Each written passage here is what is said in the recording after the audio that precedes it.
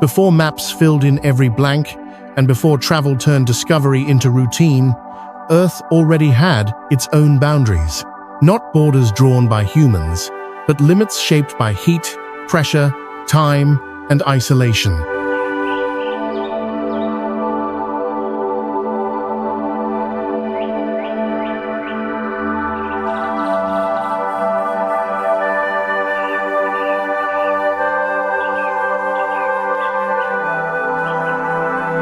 Some places were never meant to be destinations. They exist as margin zones where nature does not adapt itself for observation, comfort, or survival. These are landscapes that operate quietly, without signage, without crowds, without explanation.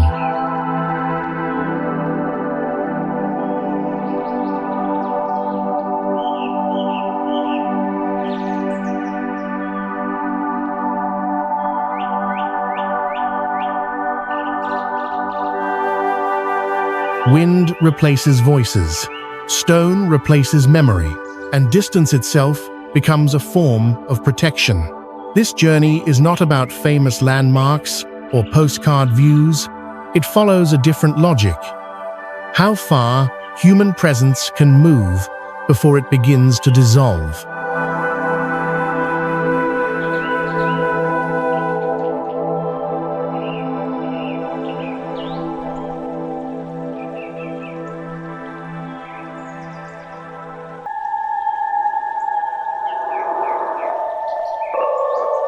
At first, the land still allows entry, light still behaves normally, paths still exist.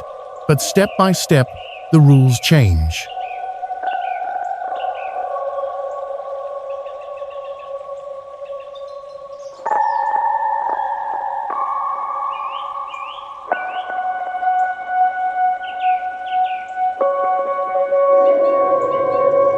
Color shifts without warning. Water becomes hostile. Air turns unbreathable. Ground that looks solid begins to move, burn, or vanish.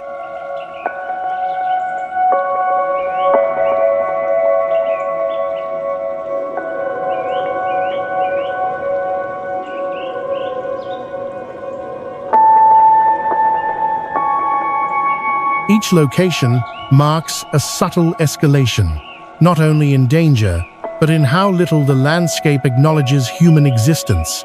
These places are often described as hidden, but they are not hidden by secrecy. They are hidden by indifference.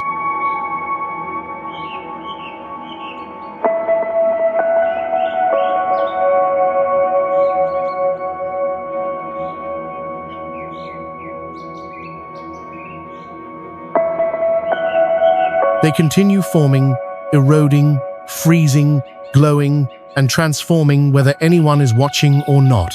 Some are protected by law, others by distance, many by conditions the human body cannot endure for long.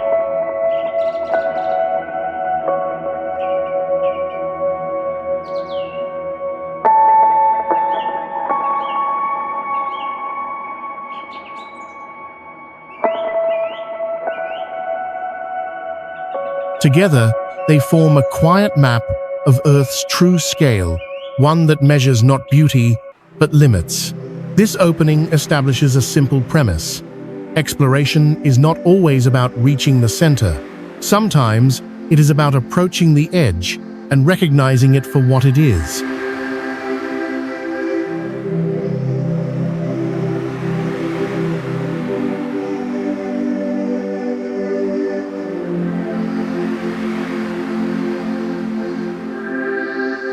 What follows is a passage through those edges, moving from landscapes that still tolerate us to environments that clearly do not. Not to conquer them, not to explain them fully, but to observe where the familiar world ends and where Earth continues on its own terms.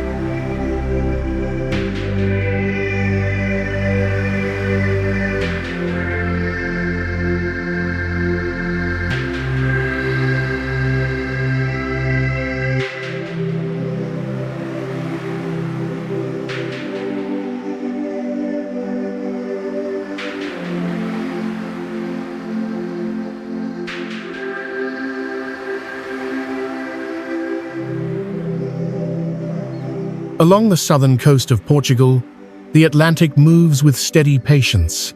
Waves arrive, withdraw, and return again, repeating a rhythm older than memory. From above, the limestone cliffs appear solid, and uninterrupted pale walls facing the open sea. Nothing on the surface hints that the coastline has been carved open from within. Benagil Cave exists beneath that calm exterior.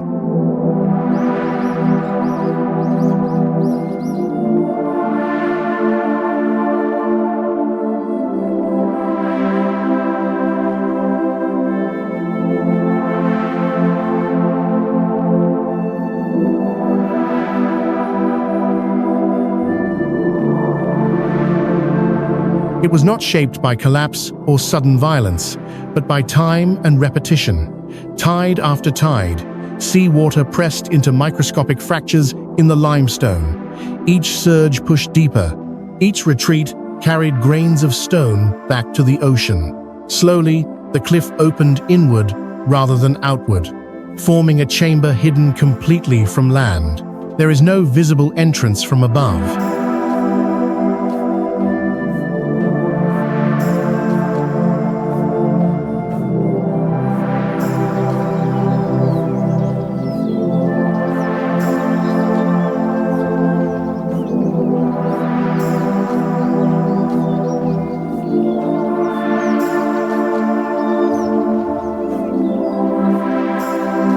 Access is possible only from the sea, and only when conditions allow it. Small boats, kayaks, or swimmers approach cautiously, timing their entry between sets of waves. The opening is low and narrow, easily missed when light is flat or the water is rough. From the outside, it appears ordinary, just another shadow along the rock face. Inside, the space expands without warning.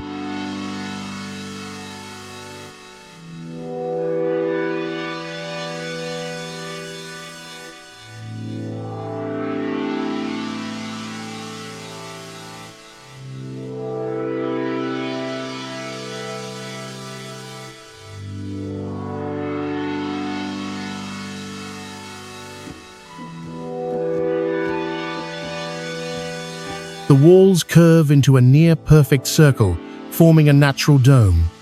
The ceiling rises high above the waterline, smooth in some areas and jagged in others, marked by long vertical scars left by erosion. The sound of the ocean changes immediately. Waves no longer crash. They echo softly, folding inward and losing their force against the stone. At the center of the dome lies the cave's defining feature.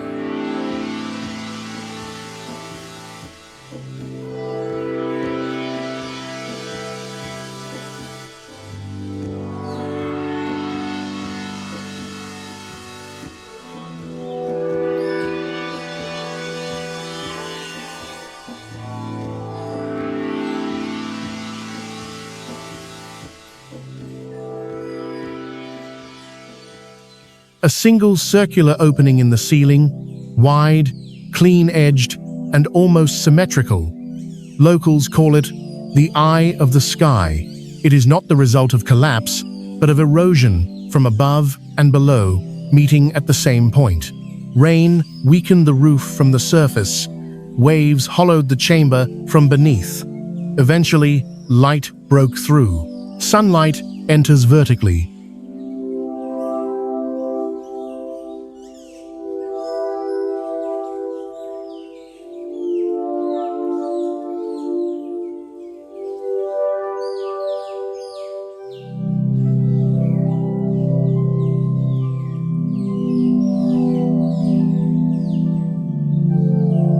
At certain hours, a narrow column drops straight down onto the sand, illuminating the cave floor while the walls remain in shadow.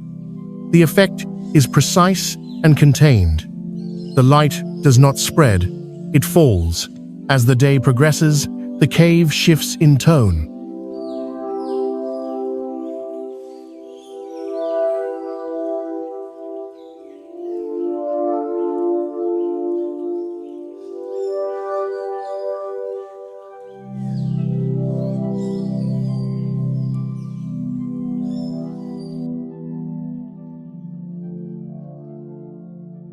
Morning brings pale gold.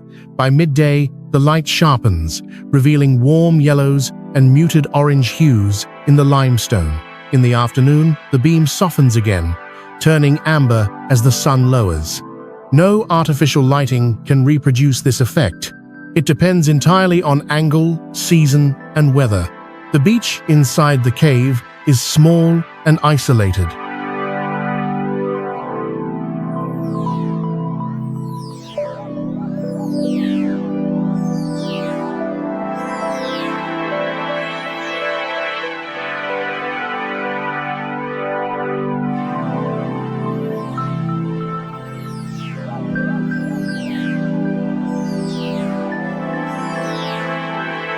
Fine sand settles here because wave energy dissipates before reaching the center of the chamber. The water laps gently at the shore. There is no debris, no driftwood, no trace of storms. Though only meters from the open sea, the space feels sealed, separated from the coast's rhythm. Sound behaves differently inside Benagil.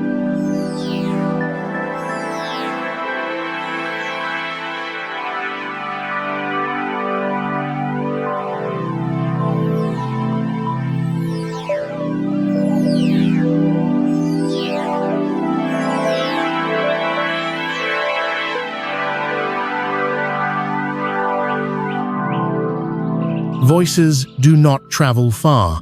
They flatten and fade into the stone.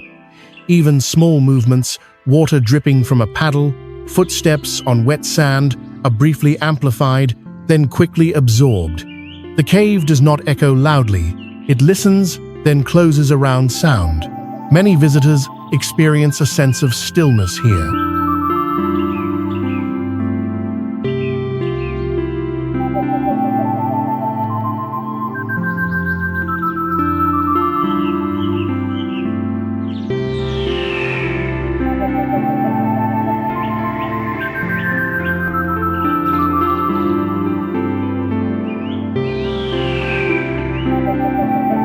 Not silence, but containment.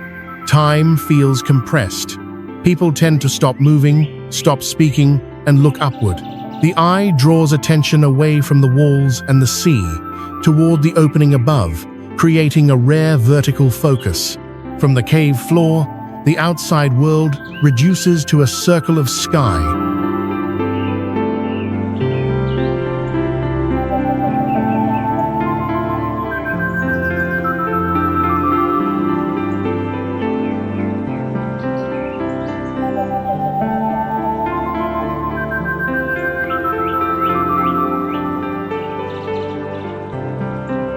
Clouds drift across it, birds pass briefly through the light.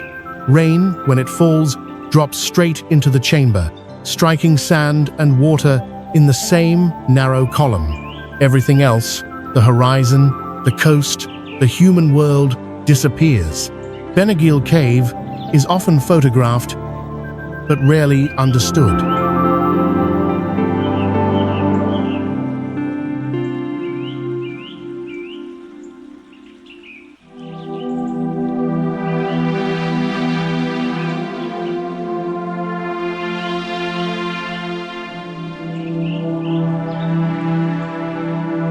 It is not vast, it is not dangerous by scale.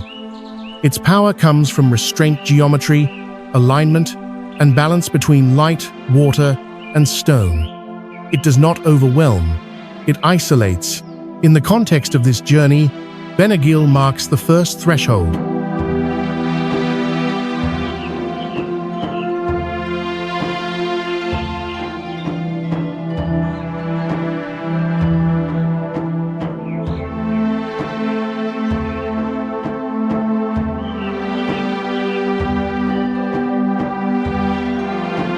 It is still accessible, still survivable, still beautiful in a way humans instinctively recognize.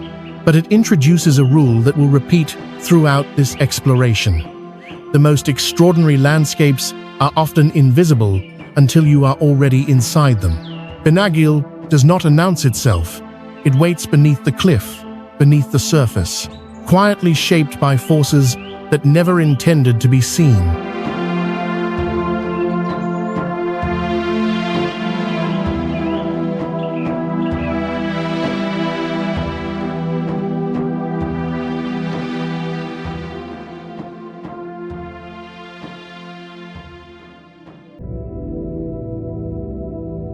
Deep within Iceland's southern highlands, the landscape gradually falls silent.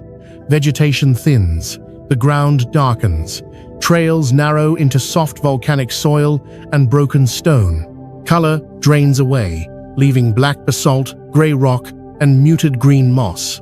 Here, the land no longer feels shaped by erosion alone, but by a slower, more deliberate process that begins far beneath the surface.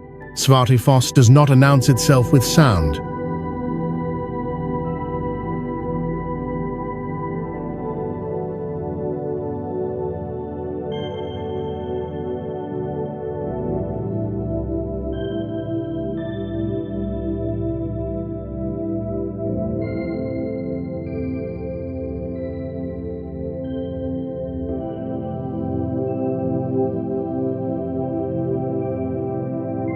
There is no distant roar pulling you forward. Instead, it reveals itself step by step as the forest opens and the geometry of the cliff emerges. What appears at first as shadow resolves into structure. The waterfall descends over a wall of basalt columns, tall, narrow, and sharply defined. Each column is hexagonal, locked tightly against the next, forming a near-perfect vertical array. The pattern feels designed, as if placed by intention rather than chance. But this order was not constructed, it cooled.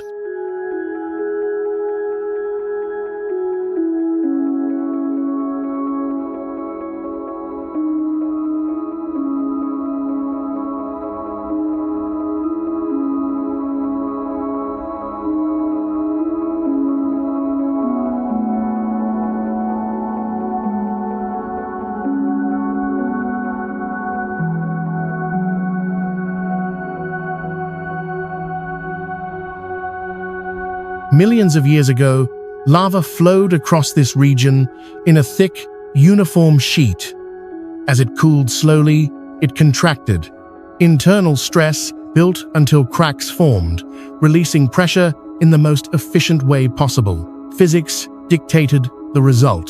The rock fractured into repeating hexagons, layer by layer, freezing a moment of cooling into stone. What remains today is not randomness, but discipline.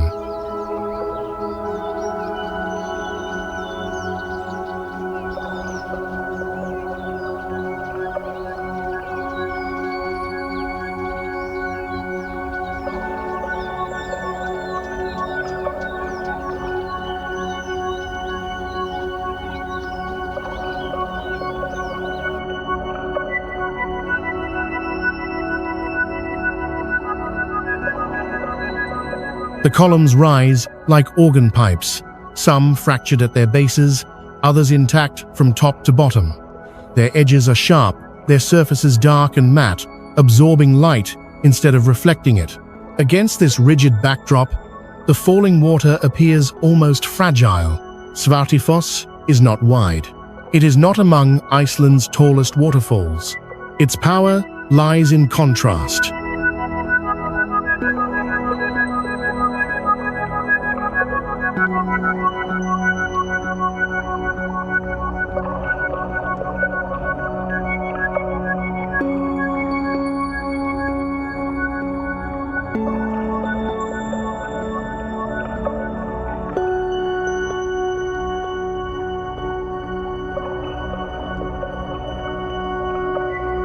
White water spills over black stone, splitting into thin streams as it strikes the angular faces below. Mist lifts briefly, then dissolves into cold air. The water does not spread across the cliff. It follows the vertical lines beneath it, guided by geometry set long before water ever arrived. Sound behaves differently here.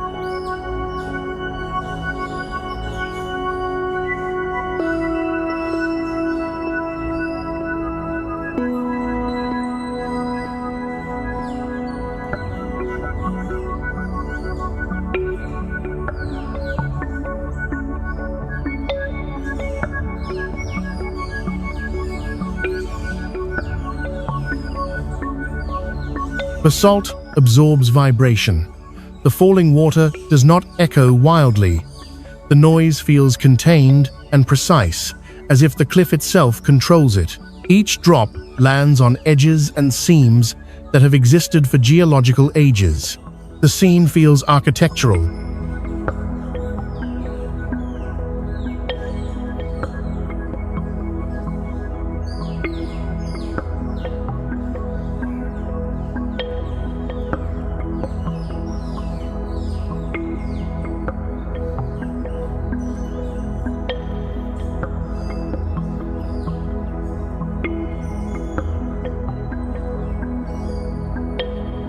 It is no coincidence that Svartifoss inspired Icelandic design. The columnar forms echo in Hallgrímskirkja and modern facades across the country. Yet standing before the waterfall, the difference becomes clear. Human architecture imitates form. Svartifoss embodies process. The cliff tells its story without motion.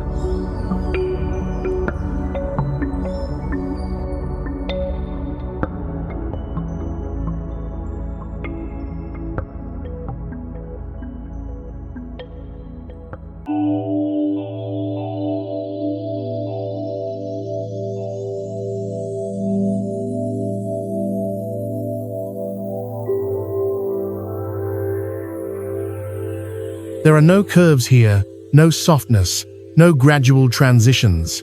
Everything is angular and fixed. The basalt does not yield to the water yields to the basalt. Gravity follows the structure imposed by cooling lava. Weather sharpens the effect.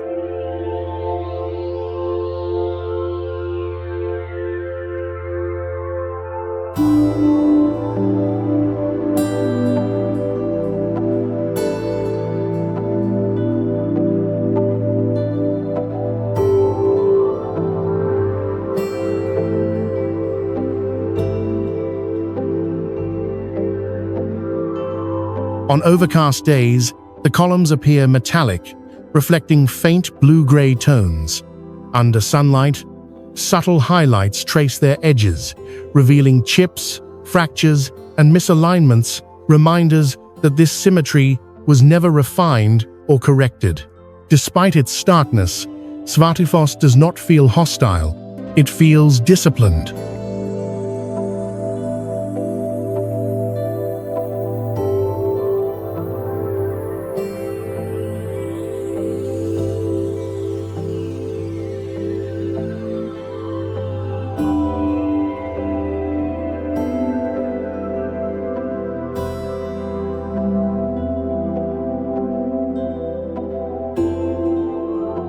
Life survives only at the margins. Moss clings to cracks where moisture lingers. Small plants take root where the stone allows it. Nothing grows freely. Everything follows lines already drawn. In the context of this journey, Svartifoss marks a shift. The landscape is still accessible. Trails exist. Air is breathable. Yet the environment no longer feels accommodating. Beauty here is not soft or inviting. It is structural and impersonal. The waterfall does not perform. It functions. Standing before Svartifoss, human presence feels temporary.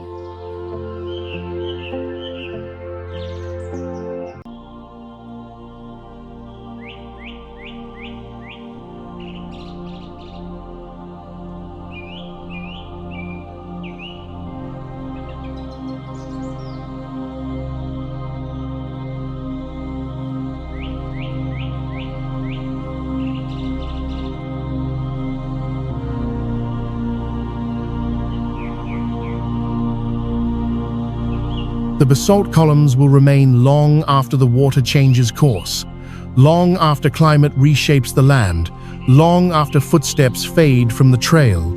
This is not a place that adapts to visitors. It is a place that allows observation briefly. Svartifoss reminds us that some of Earth's most striking scenes emerge not from chaos, but from constraint. Not motion, but cooling. Not erosion, but fracture. Here, nature reveals that precision requires no intention, and that beauty can arise simply from stone becoming solid.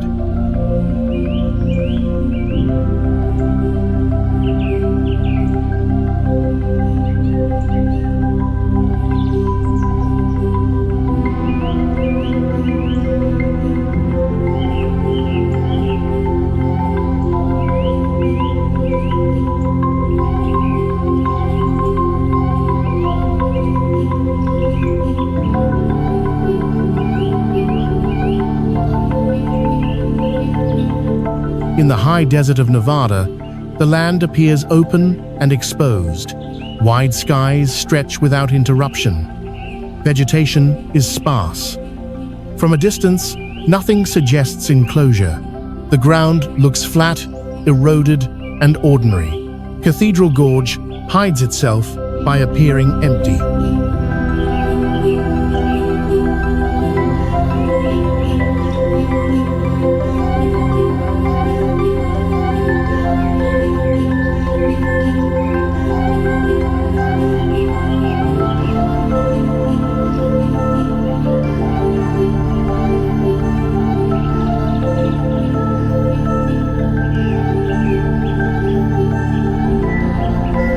The formations are not visible until you are already among them. There is no dramatic cliff line on the horizon, no towering wall signaling a landmark.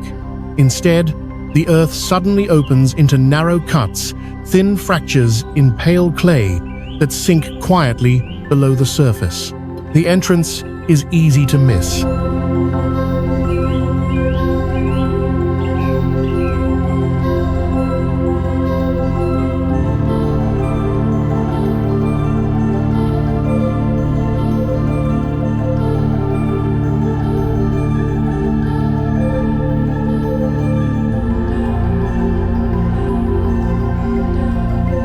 One step off the open desert, and the space compresses. Walls rise immediately on both sides. The sky collapses into a narrow vertical strip. Wind weakens, sound softens. The temperature drops slightly as light begins to behave differently. Cathedral Gorge is not carved from hard stone.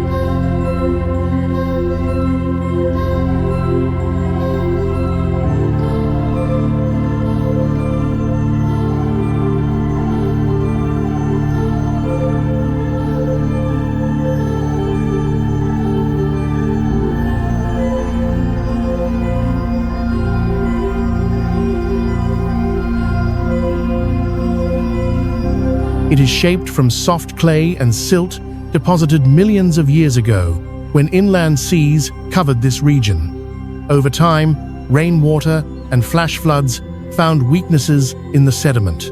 Gravity deepened them. The clay did not resist. It yielded, allowing water to cut deeper, narrower channels with every storm. The result is a maze of slot-like passages.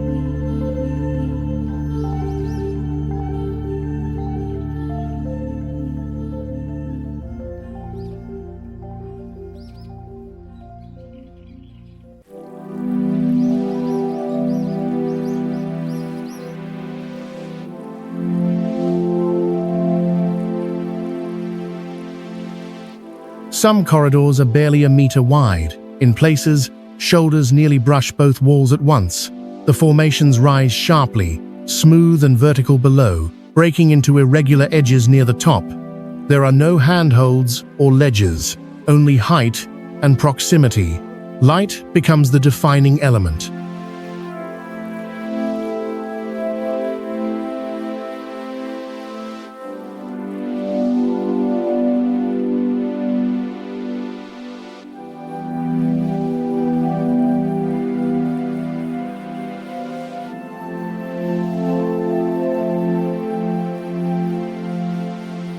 Sunlight enters from above, filtered through narrow openings that shift throughout the day.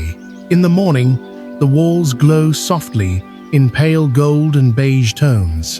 By midday, light strikes more directly, sharpening edges and deepening shadows.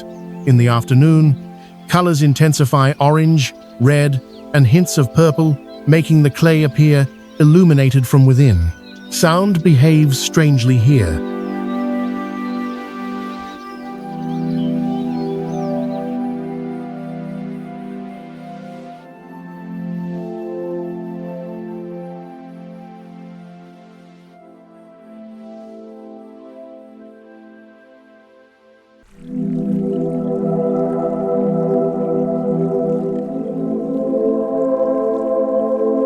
Voices are muted, absorbed by the soft clay.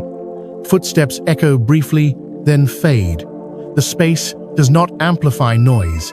It contains it, closing around each sound almost immediately. Movement slows without instruction. Turns appear suddenly. Passages narrow without warning. The route ahead is rarely visible more than a few meters at a time. Orientation becomes momentary, based on the immediate corridor rather than any sense of distance.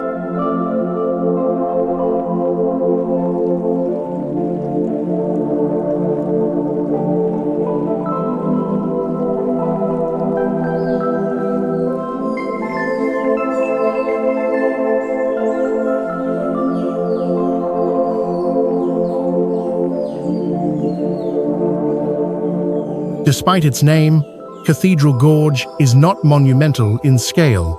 There are no vast chambers or open halls. Its power comes from intimacy, from compression and proximity. The walls remove peripheral vision and reduce the world to stone, light, and forward motion. The clay records its own history.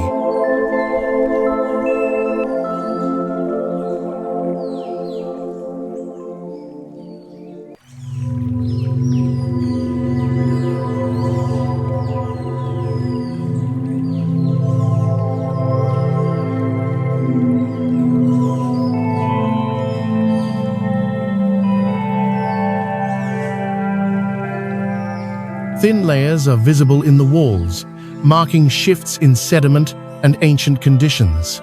These bands are not decorative. They are geological records, quiet evidence of climates and landscapes that no longer exist.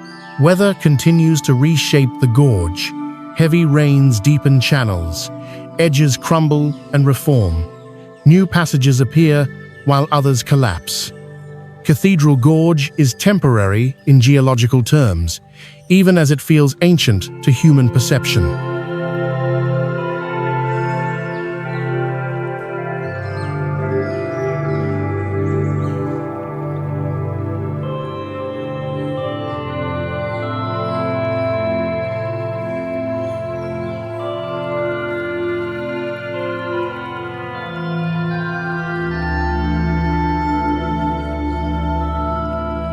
In this journey, Cathedral Gorge marks a clear transition. The land is still accessible, still walkable, still safe. But it introduces a new constraint: space itself. The environment does not allow observation from afar. It demands entry. Standing inside the gorge, the comparison to a cathedral becomes clear.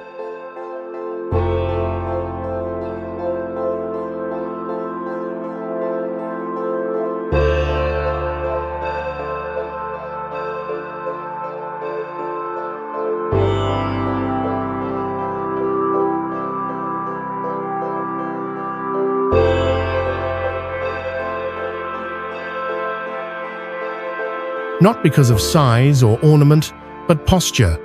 The space slows movement, draws the eye upward, and quiets distraction.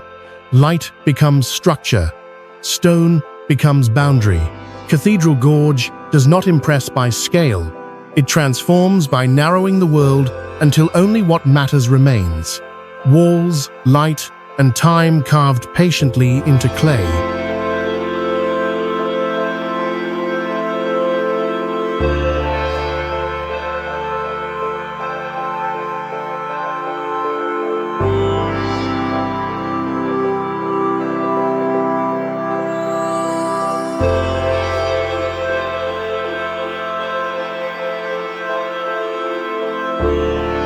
Along the banks of the Lena River in eastern Siberia, the landscape opens into an immense silence.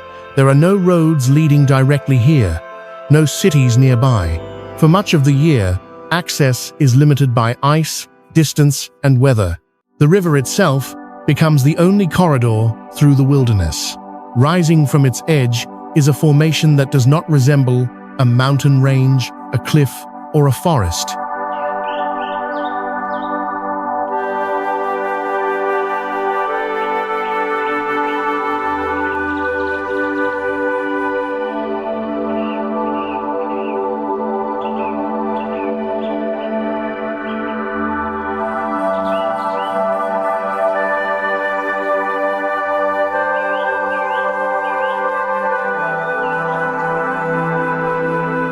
The Lena pillars stand as a continuous wall of stone columns, stretching for dozens of miles.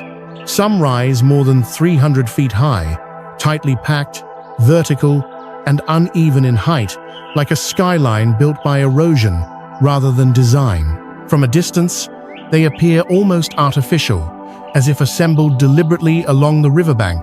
They were not built, they accumulated.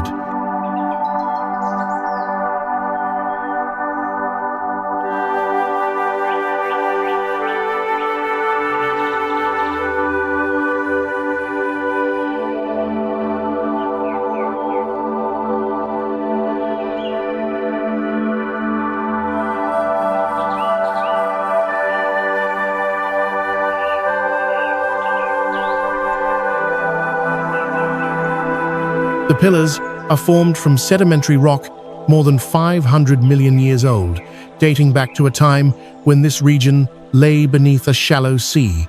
Layer after layer of mineral deposits settled, compressed, and hardened. Long before trees, long before dinosaurs, these rocks were already forming. Erosion did the rest.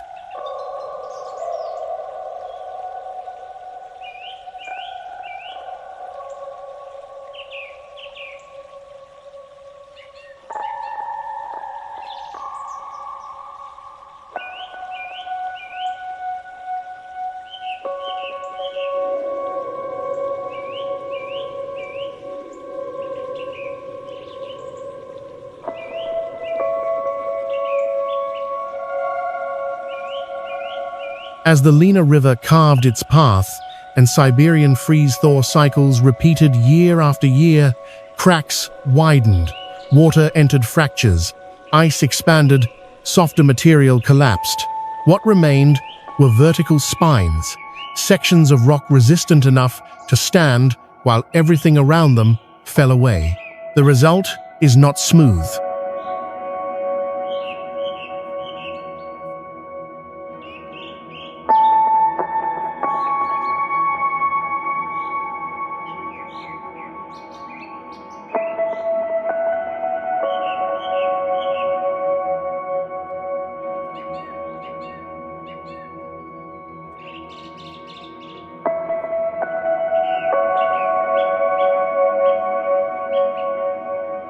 Edges are sharp, surfaces are fractured.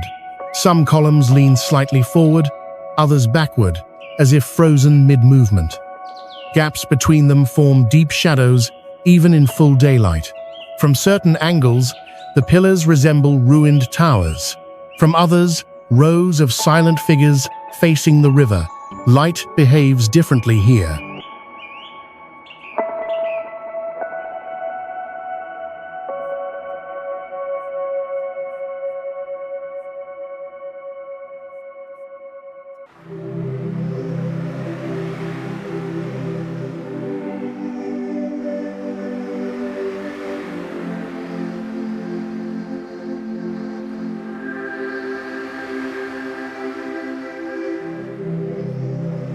In the early morning, the stone appears pale gray, almost colorless.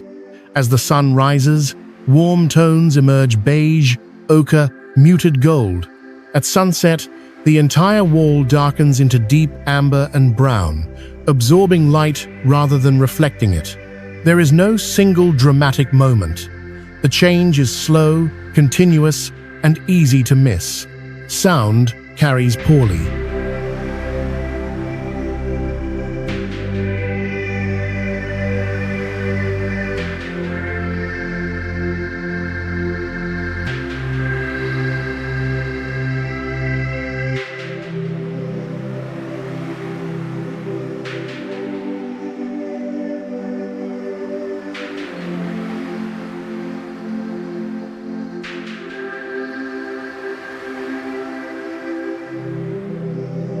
The river flows wide and steady, but its noise feels distant. Wind moves between the pillars in narrow channels, creating low, irregular tones. There is no echo, no resonance. The stone does not respond. It stands. Up close, the scale becomes disorienting. The columns rise too high to frame comfortably. Looking upward, strains the neck. Looking along the river, the formations seem endless. There is no central feature, no focal point. The repetition itself becomes the message.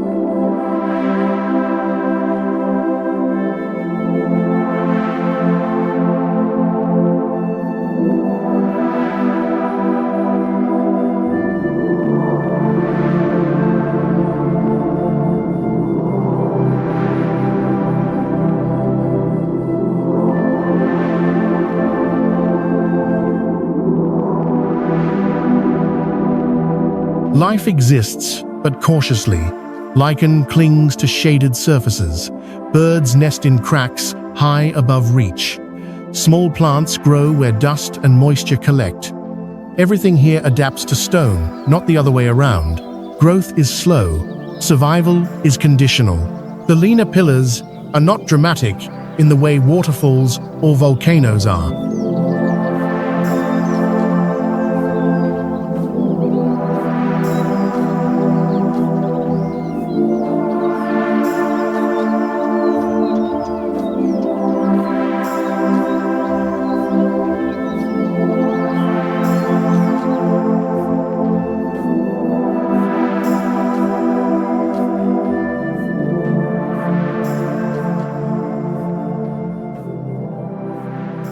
Nothing moves quickly, nothing erupts, nothing glows. Their power comes from duration, from the realization that these formations have witnessed planetary changes far beyond human scale, continental drift, climate shifts, mass extinctions, without altering their posture. In this journey, linear pillars mark a clear shift. The environment is no longer shaped for encounter. There are no narrow passages inviting entry, no visual tricks of light. The land does not guide attention.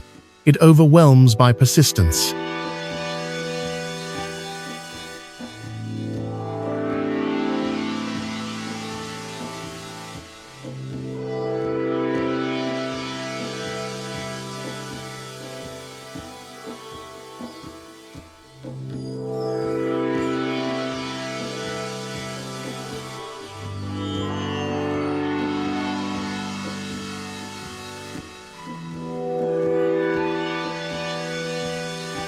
Standing beside the pillars, time feels misaligned. Human history becomes difficult to place. A century feels irrelevant. Even 1,000 years feels small. The rock does not record events. It records conditions, pressure, sediment, temperature, repeated patiently over unimaginable spans. Linear pillars are often described as hidden, but that is not accurate.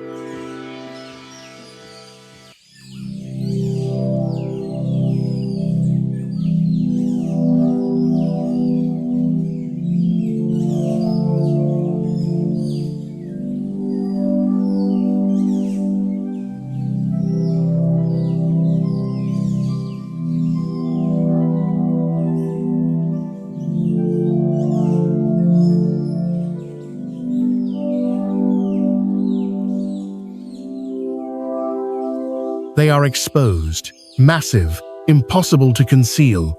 They are simply too far removed from human systems to become familiar. They do not exist to be seen. They exist because time allowed them to remain, and in their stillness, they establish a new rule for the journey ahead. From this point forward, beauty is no longer about access or experience. It is about endurance.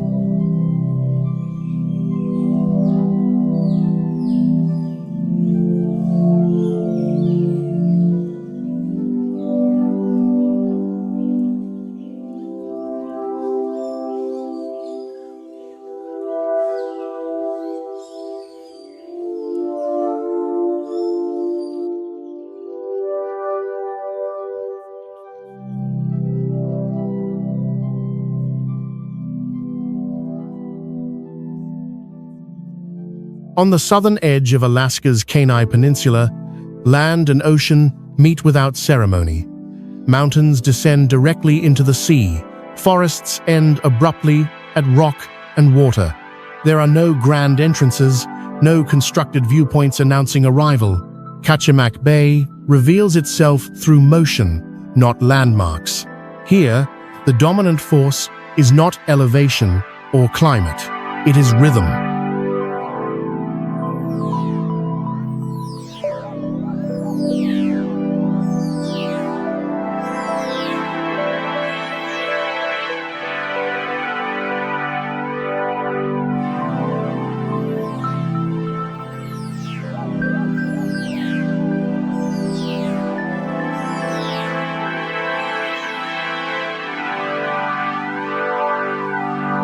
The bay experiences some of the most dramatic tidal changes in the region. Twice each day, the ocean advances and retreats by several meters, redrawing the coastline with mechanical precision. What is submerged in the morning may stand fully exposed by afternoon. What looks solid and permanent is in fact temporary. This constant exchange turns the shoreline into a living system.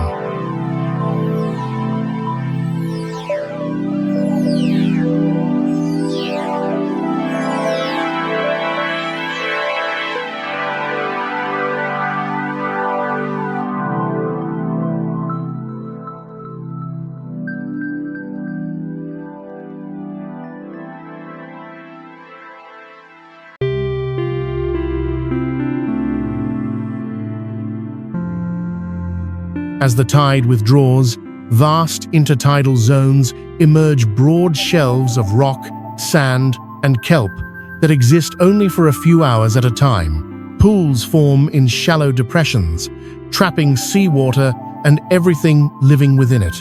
Starfish cling to stone. Sea anemones close into tight shapes. Crabs, mussels, sea urchins, and snails remain perfectly still, waiting. When the water returns, the landscape disappears again. Nothing here is staged. Nothing waits to be observed.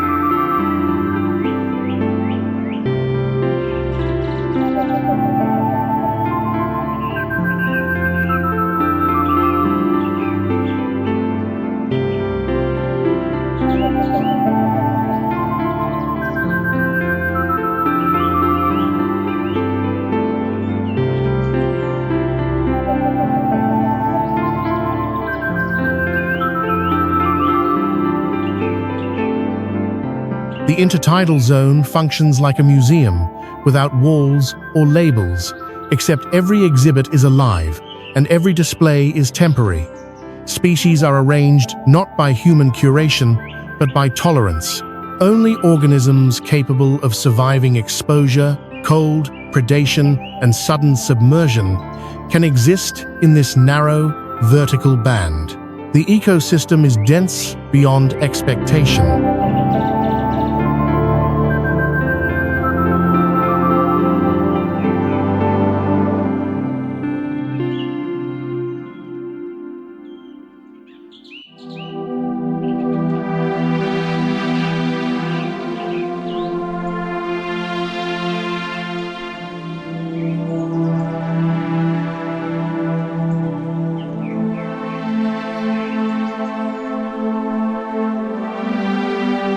Over 100 species of fish inhabit the bay. Marine mammals pass through seasonally. Invertebrates fill every available surface.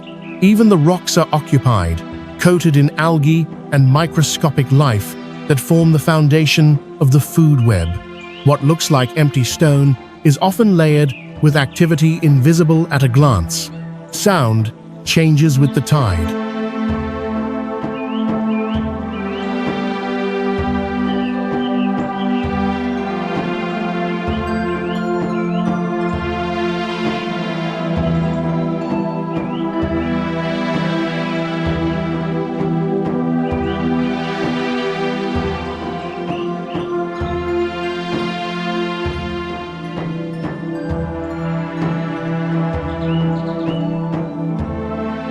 At high water, waves move gently across the bay, muffled by distance and depth. At low tide, the shoreline becomes quiet. Water drains through narrow channels. Kelp shifts softly in the air. Occasionally, the crack of ice or stone echoes faintly from higher ground. The absence of water reveals a different acoustic world. Movement here requires attention.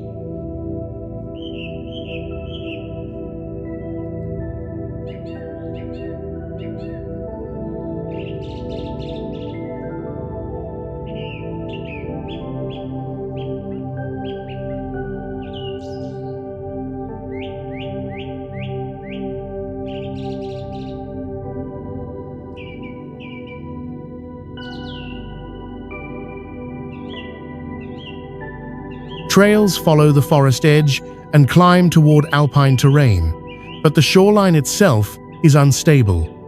Mud flats soften underfoot. Rocks grow slick with algae. Timing matters. A careless step during a rising tide can cut off a route that existed minutes earlier. The bay does not accommodate haste. Above the intertidal zone, the land rises sharply.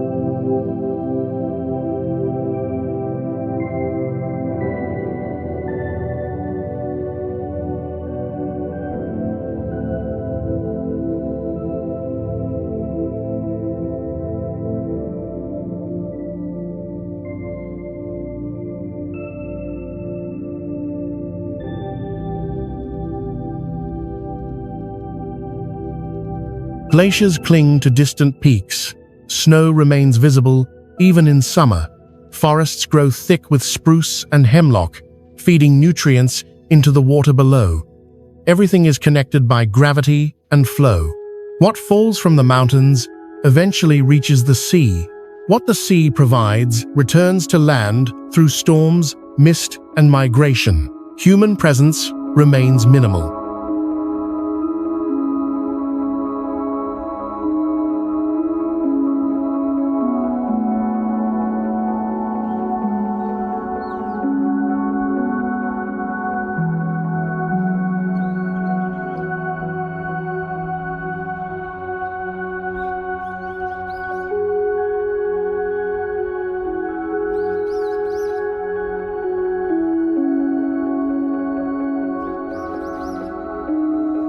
There are no roads through most of the park. Access comes by boat, on foot, or not at all. Weather determines schedules. Fog erases distance. Wind alters plans. The bay allows visitation, but never guarantees it. One of the most striking aspects of Kachemak Bay is how quickly it resets. Footprints vanish within hours. Disturbed pools refill. Animals resume position. The tide removes evidence of observation as efficiently as it grants it. Unlike landscapes marked by erosion or permanence, this one refuses to remember.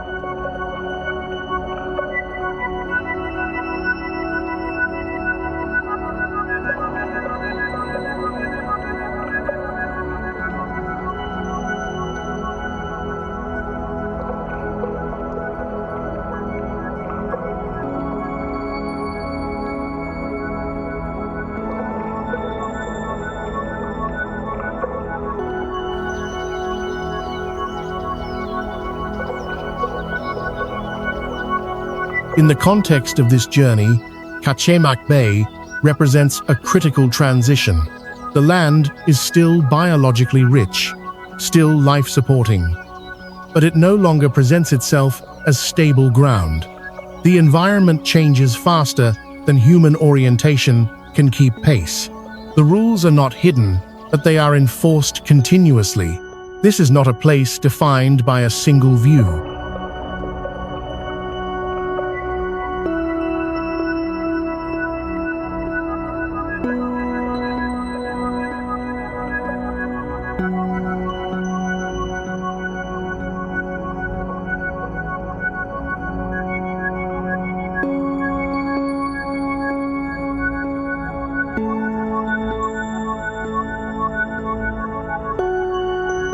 There is no moment to capture, no angle that explains it.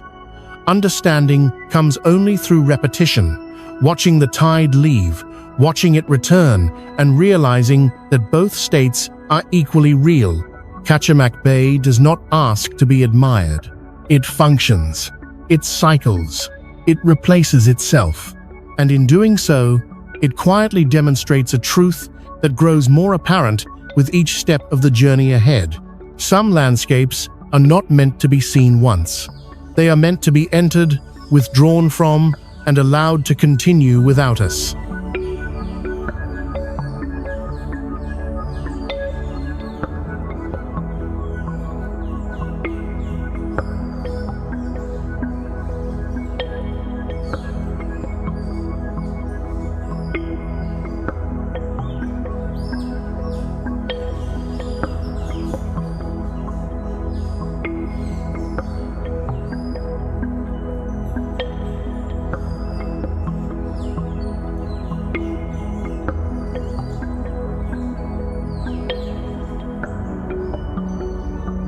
On the western coast of Palawan, the forest grows dense and uninterrupted.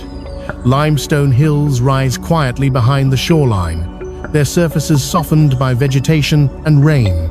From the outside, nothing suggests movement beneath them. No sound escapes. No water is visible. The landscape appears sealed. The river flows anyway.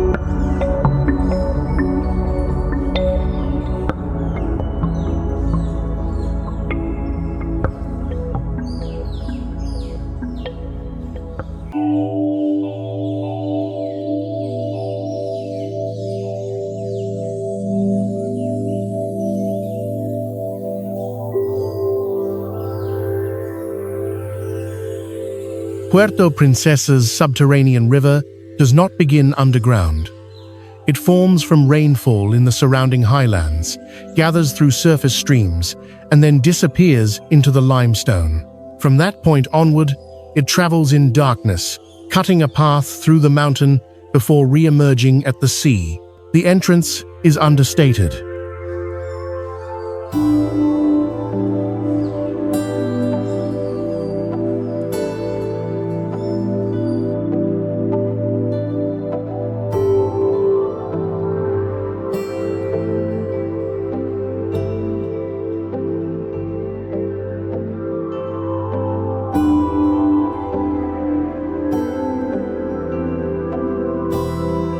A low arch opens at the base of a cliff, wide enough for water and little else.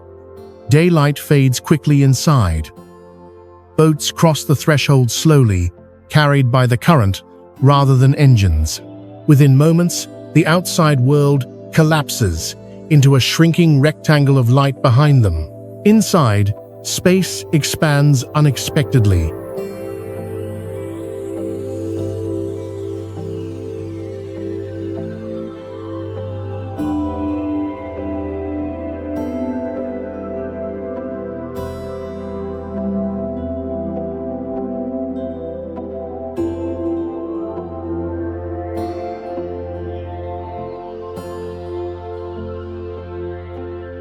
The ceiling rises high above the water, forming vast chambers supported by pillars of stone.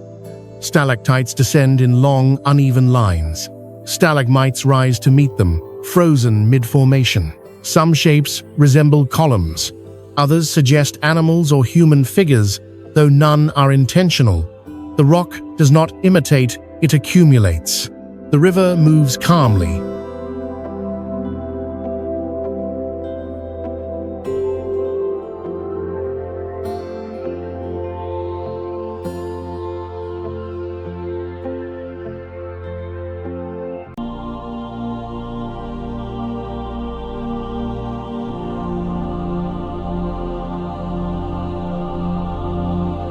There are no rapids, no sudden drops. Water flows with a steady, controlled pace, shaped by the confines of the cave. Its surface reflects light weakly, absorbing more than it returns. Ripples fade quickly against the stone. Sound behaves unnaturally.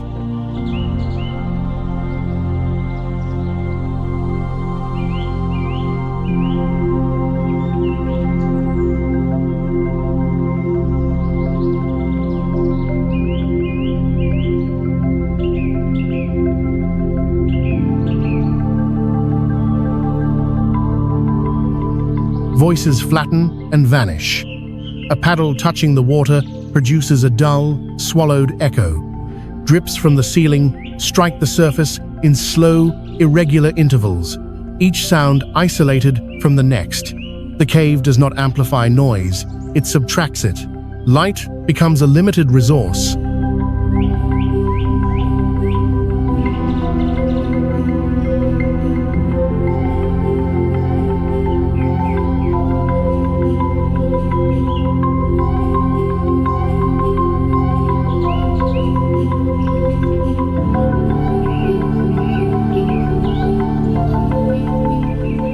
As the boat advances, the glow from the entrance disappears entirely. Artificial light reveals textures, but not distance. Walls appear, then vanish. The ceiling seems closer, then farther away. Orientation loses meaning. Without reference points, the sense of scale dissolves. The cave records time differently.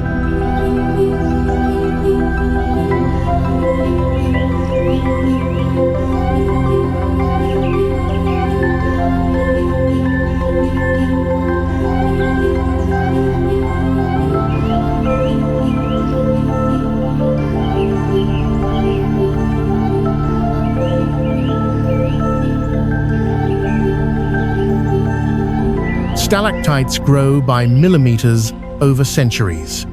Each drip leaves a trace of mineral behind. What looks complete is still forming. What appears solid is in motion so slow it escapes perception. The river has been shaping this system for millions of years and continues to do so without pause.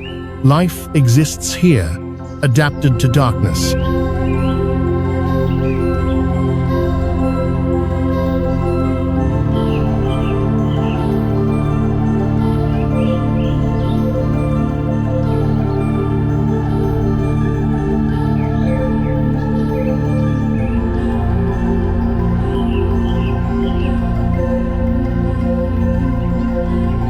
Bats cling to high ledges, navigating by sound. Insects move along damp surfaces. In deeper sections, organisms rely entirely on nutrients carried in by water. There is no photosynthesis, no seasonal change, only flow. The river eventually meets the sea.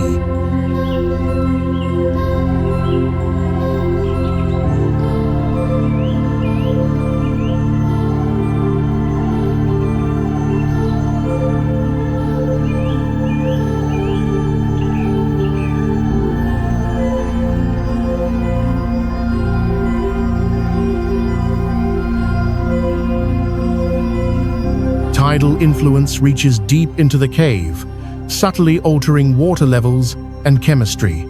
Salt and fresh water mix in silence. Even here, far from the coast, the ocean asserts itself. Human access is tightly controlled. Boats are limited. Movement is regulated, not to enhance mystery, but to protect a system that depends on balance.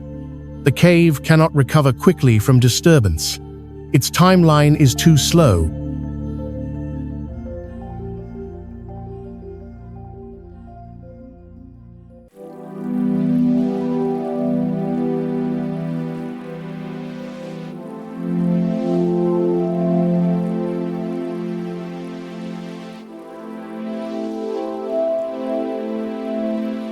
Within this journey, the subterranean river marks a deeper crossing. The environment still supports life, but no longer supports human orientation. Vision is unreliable. Sound offers no guidance. Direction becomes abstract. The landscape no longer reveals itself visually. It must be experienced through absence. Standing or floating inside the mountain, the realization becomes unavoidable.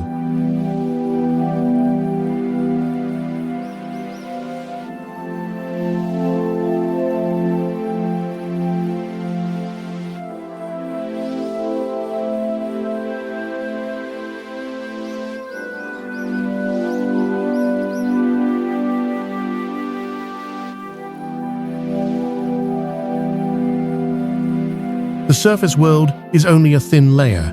Beneath it, Earth continues to move water, stone, and time through spaces never designed for observers. Puerto Princesa is not dramatic by force or danger. It is unsettling by design, a reminder that some of the planet's most active systems operate entirely out of sight, beneath the paths we walk, and far beyond the reach of light.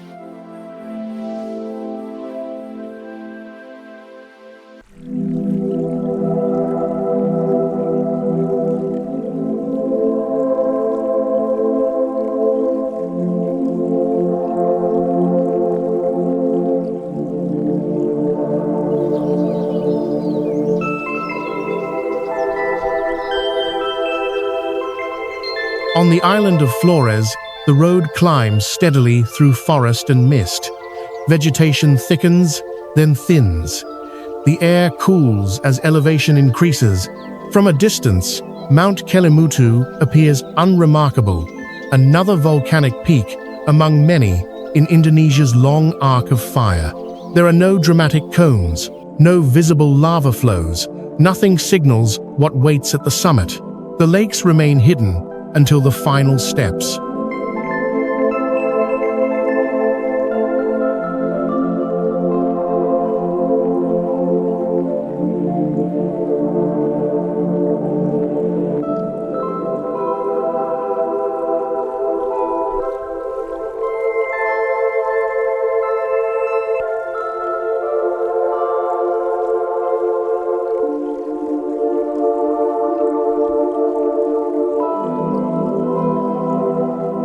Kelimutu is not defined by a single crater, but by three pressed closely together at the mountain's crown.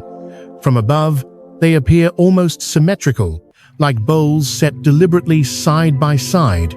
From the rim, the view is disorienting. The distance between them is small, yet each lake behaves as if isolated from the others.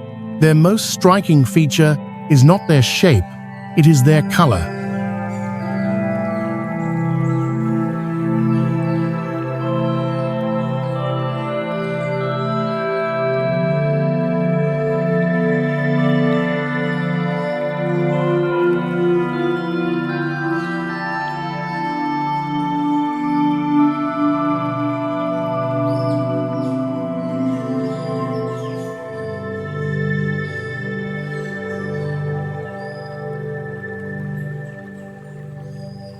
Each lake holds a different hue, and those hues are unstable.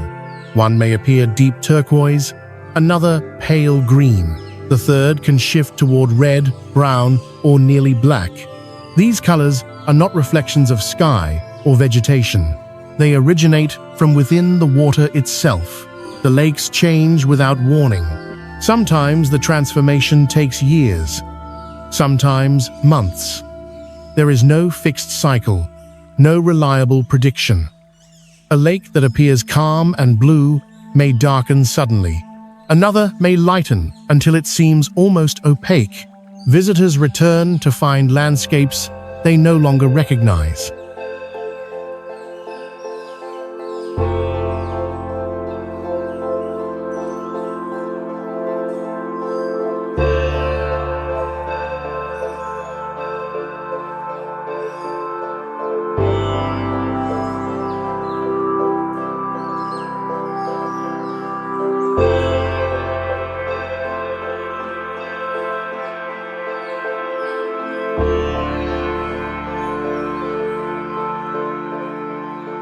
The cause is chemical, not mystical. Kelimutu's lakes sit directly above active volcanic systems. Gases rise through cracks beneath them, sulfur dioxide, carbon dioxide, and other compounds released from the Earth's interior. These gases interact with dissolved minerals in the water, altering oxidation states and triggering color shifts. Small changes in temperature or pressure can reorganize the entire palette. Each lake responds differently.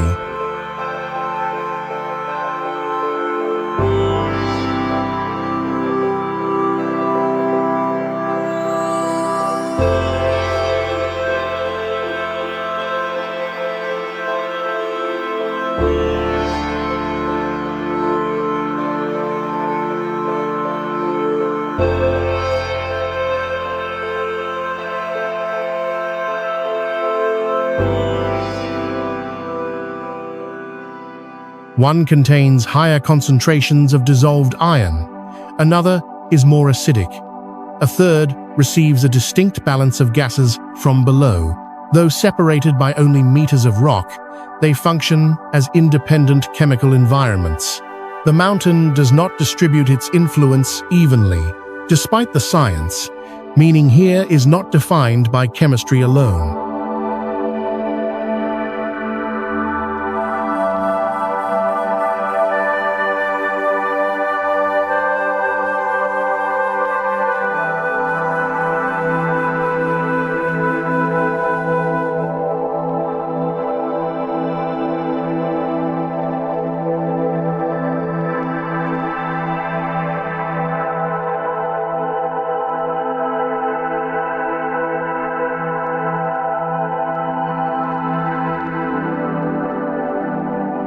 For the local Lao people, the lakes are sacred. They are not simply bodies of water, but destinations for the dead. Each lake receives a different type of soul, determined by the life that came before it. One is believed to hold the spirits of the young, another, the souls of elders.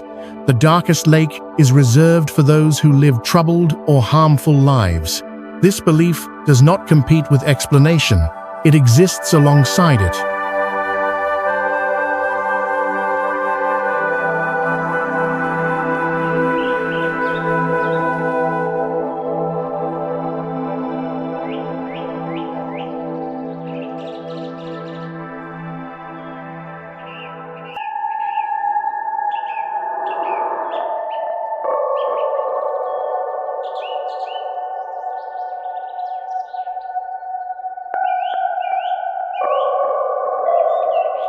The lakes are treated with respect.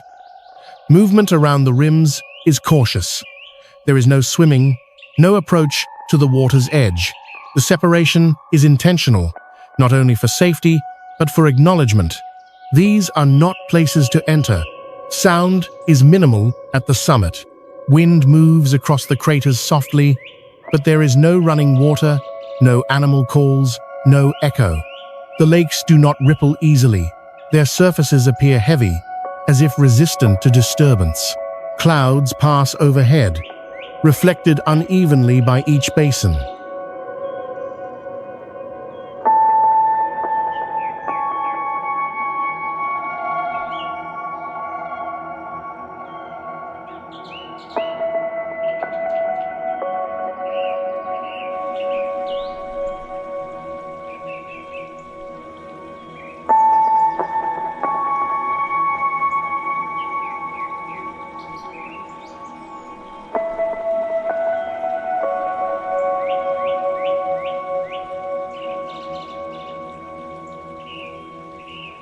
Light alters perception, but not control.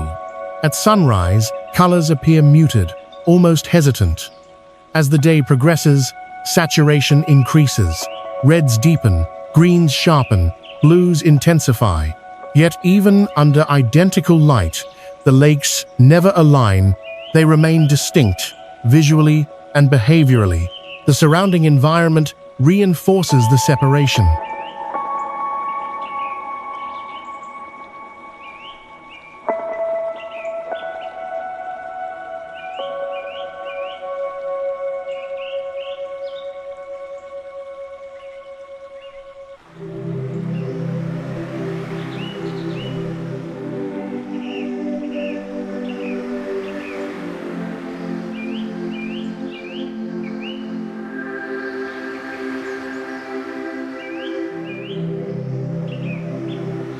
The soil is volcanic and unstable. Vegetation grows unevenly. Certain plants thrive near one crater, but not the others. The land itself seems to acknowledge the internal boundaries drawn beneath the surface.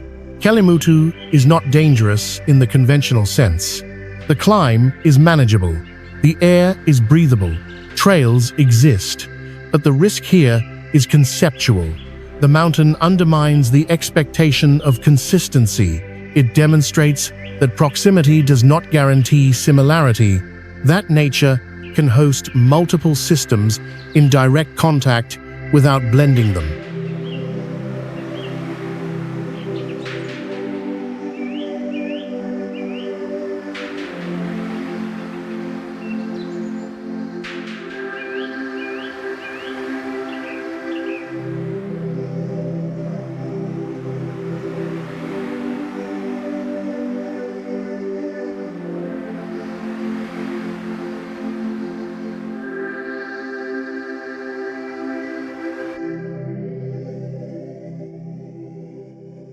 In this journey, Kelimutu represents a turning point.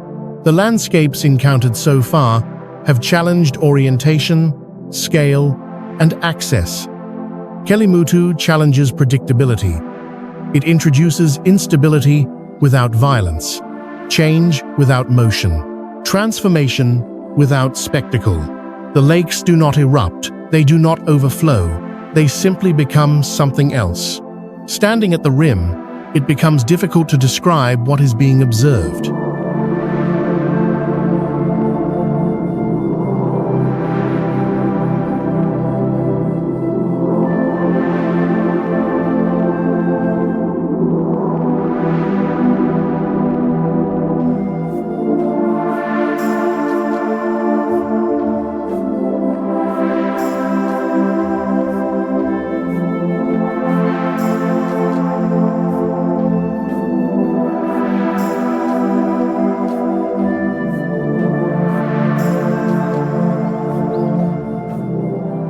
Not because the scene lacks clarity, but because it resists permanence.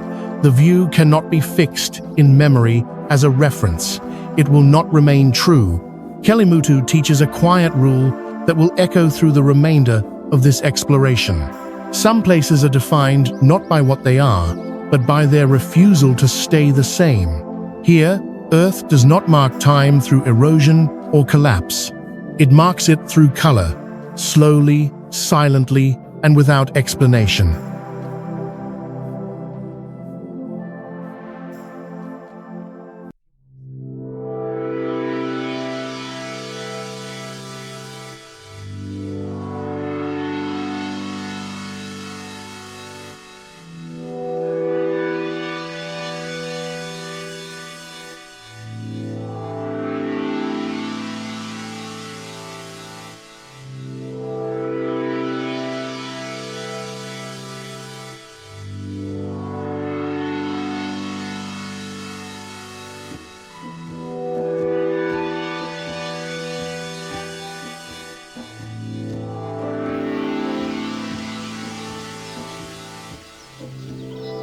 Far out in the Arabian Sea, where dry winds move between Africa and the Middle East, lies an island that seems disconnected from the logic of surrounding continents. Socotra is not remote only by distance. It is remote by history.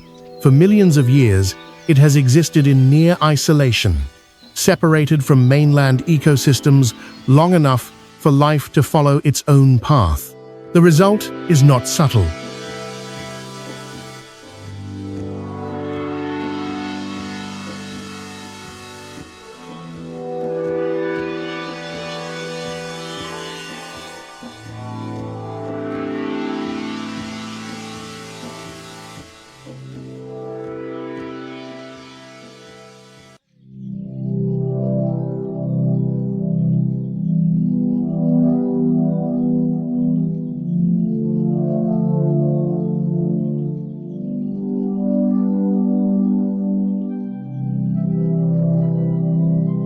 Nearly 40% of Socotra's plant species exist nowhere else on Earth. They did not migrate, they did not spread. They emerged here, adapted here, and remained confined to this fragment of land surrounded by ocean. The most recognizable symbol of this isolation is the dragon blood tree.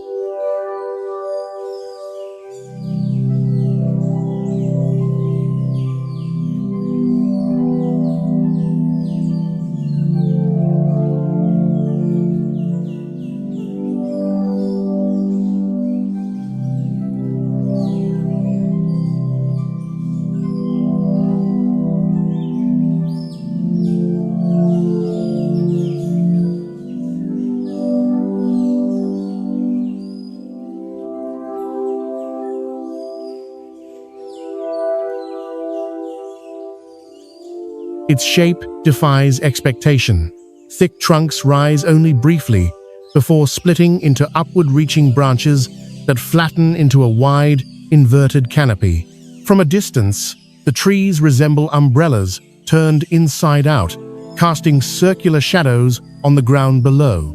This structure is not aesthetic, it is functional. In a climate defined by heat and scarcity, the tree's form minimizes water loss.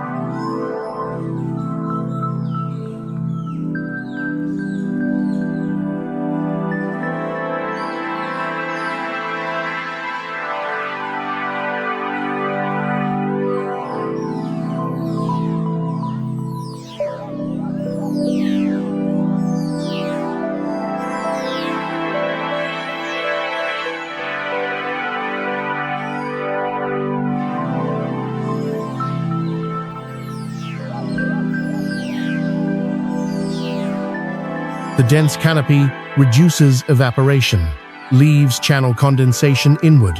When rain falls, it is guided toward the trunk and roots rather than lost to the ground. Even fog becomes a source of survival.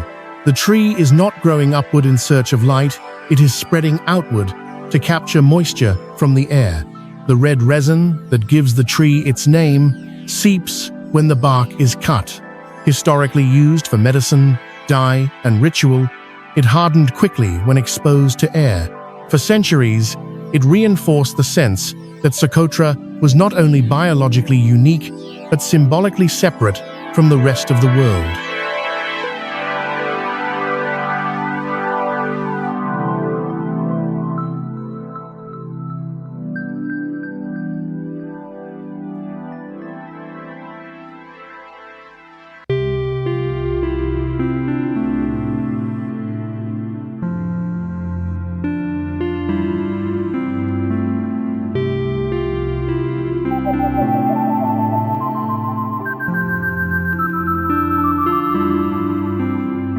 The island's terrain reinforces this feeling.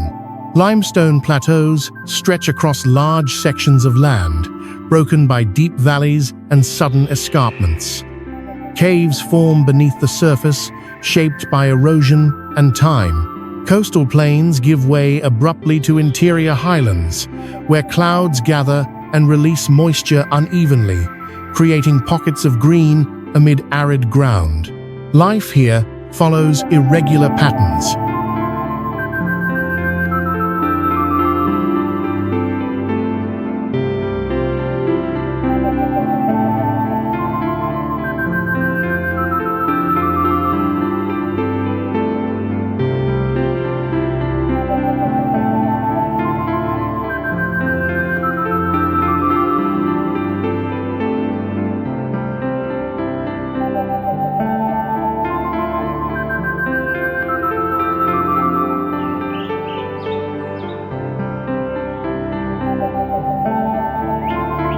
Plants grow where conditions allow, not where elevation suggests.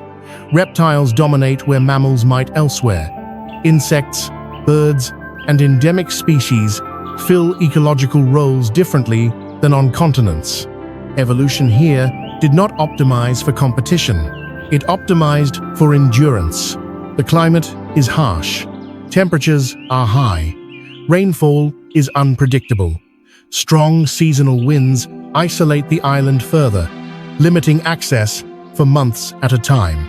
These conditions prevent large-scale agriculture and modern infrastructure from spreading easily. In doing so, they preserve the ecosystem by constraint rather than protection alone.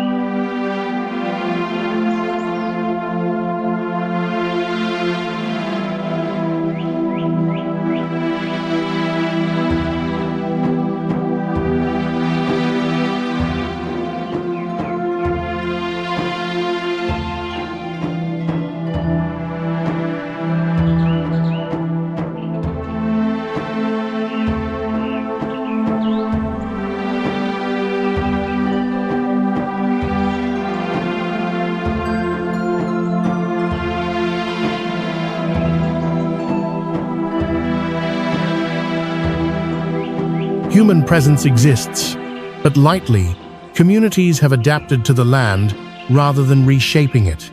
Construction remains minimal. Movement is slow. Large areas of the island remain difficult to reach, not because they are forbidden, but because they resist convenience. Socotra's strangeness is not dramatic. There are no geysers, no glowing waters, no violent forces on display. Its power lies in accumulation, in the quiet result of uninterrupted evolutionary time. The island feels less like a place shaped by events, and more like one shaped by patience.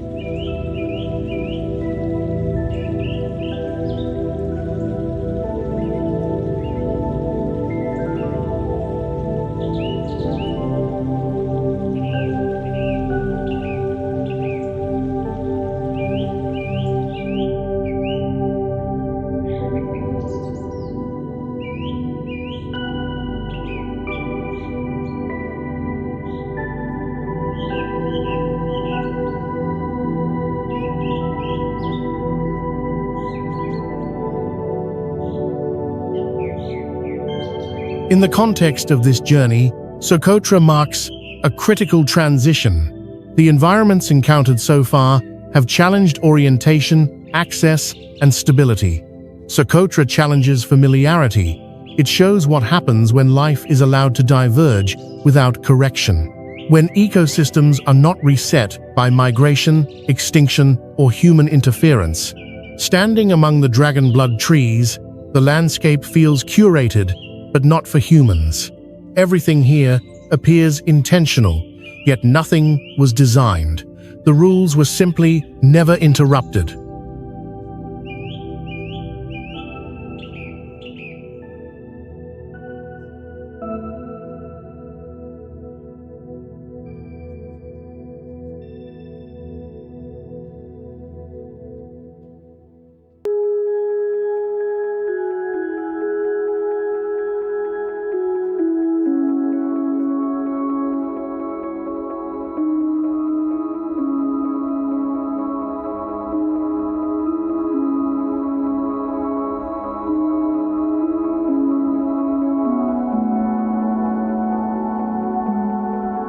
Socotra is often described as alien, but it is not a foreign world. It is a reminder of how many versions of Earth could exist, and how few of them we are equipped to understand. The island does not feel unfinished. It feels complete, not because it resembles anything familiar, but because it has never needed to.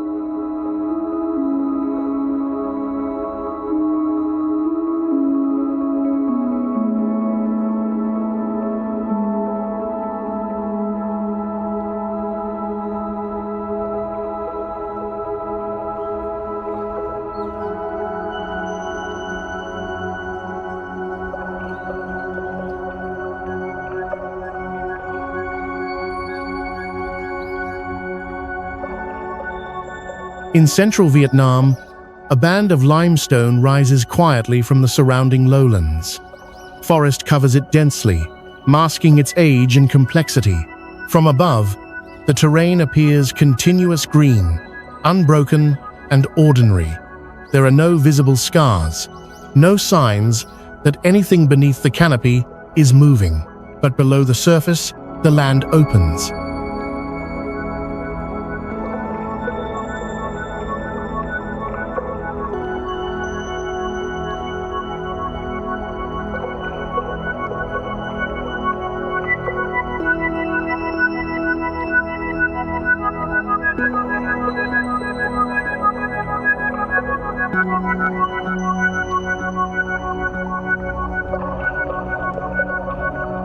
Phong Nha. Khe Bang is built on limestone more than 400 million years old, formed long before the continents took their current shape.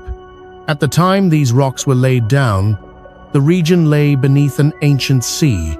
Layer after layer of calcium-rich sediment settled, compressed, and hardened, locking the chemistry of that world into stone. Water eventually found its way in.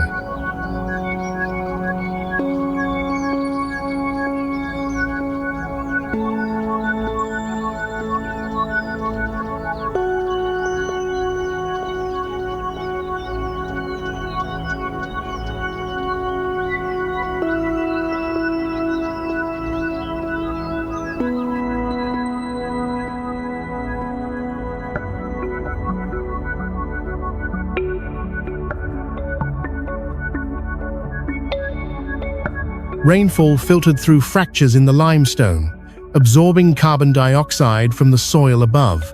The water became weakly acidic.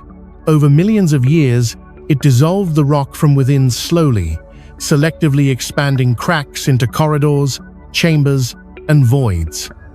What emerged was not a single cave, but an entire hidden system. Today, Fengya Kebang contains hundreds of caves and underground rivers.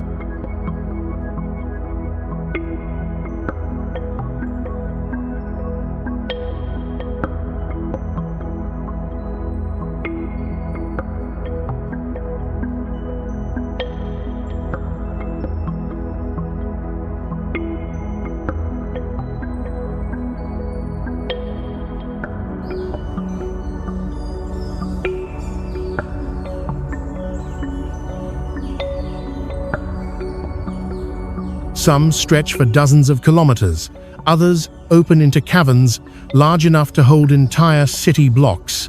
Rivers flow where forests stand above them. Air circulates through spaces never touched by sunlight. The landscape exists in layers, each operating on a different scale and schedule. Time behaves differently underground. Stalactites grow by fractions of a millimeter each year. A single drop of water leaves behind a microscopic ring of mineral before falling away. What appears motionless is changing continuously, but at a rate the human eye cannot register. The caves are not complete, they are ongoing.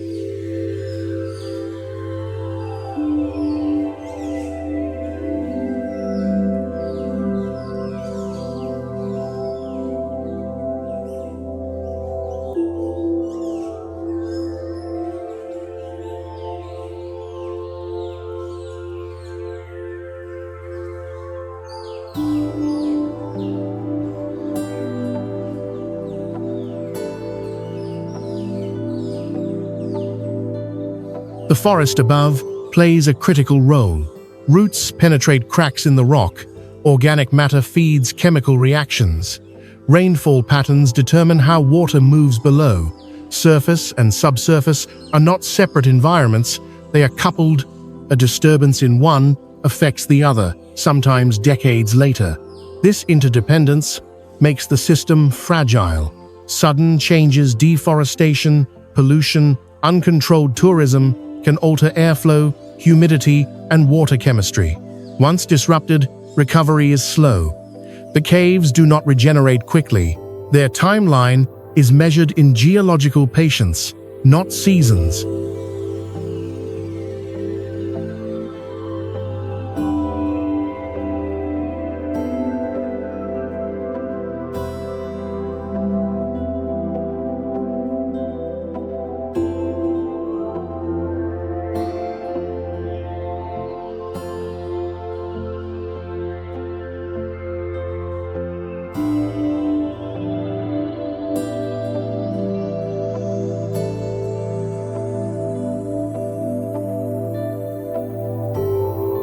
For this reason, access is limited. Many caves remain unexplored, others are closed entirely. Even the most famous systems are entered under strict regulation. The goal is not secrecy, it is preservation. The environment cannot absorb frequent intrusion without consequence. Beyond geology, the region holds deep historical layers. During wartime, caves served as shelters, storage, and refuge. For local communities, they were not mysterious voids, but protective spaces embedded in daily survival. The underground world has always been part of human memory here, even if it was never fully understood.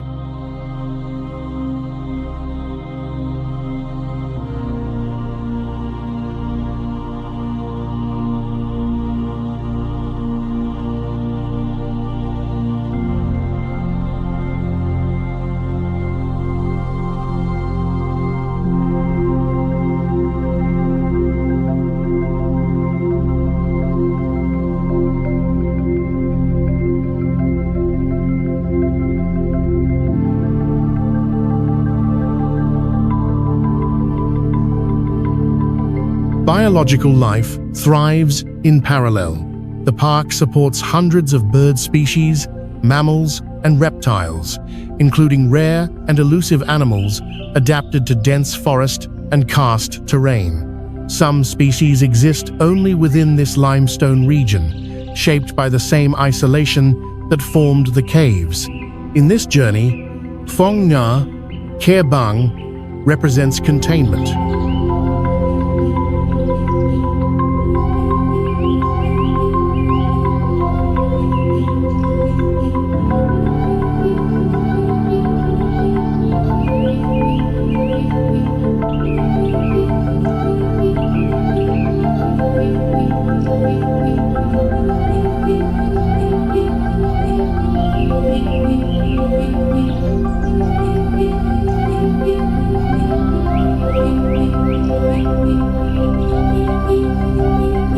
Not isolation by distance, but by depth. The most significant features are not visible. They are sealed below, accessible only through narrow openings and controlled descent. The land does not present itself openly, it conceals. Standing at ground level, it is impossible to sense the scale beneath your feet. A trail may pass over an underground river. A forest clearing may sit above a cathedral-sized chamber.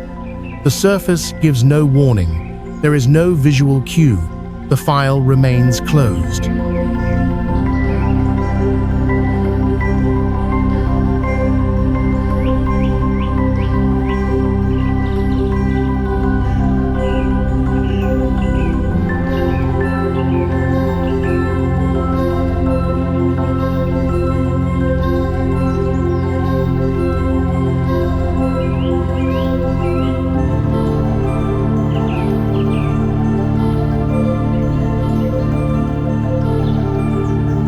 Phong Nha Khe Bang does not impress by spectacle alone. It impresses by restraint. It is a reminder that some of Earth's most extensive systems are hidden not by mystery, but by patience. Stored carefully in stone, protected by time, and revealed only when conditions allow. Here, the planet does not display its history, it archives it.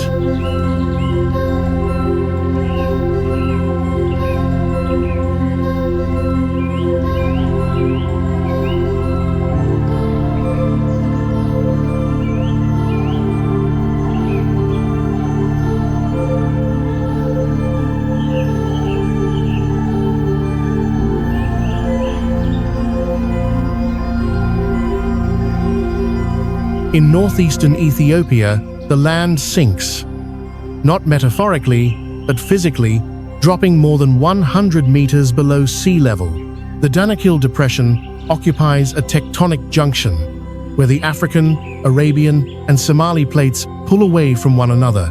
The crust here is thinning. Heat rises closer to the surface. The Earth is unfinished. The environment reflects that instability.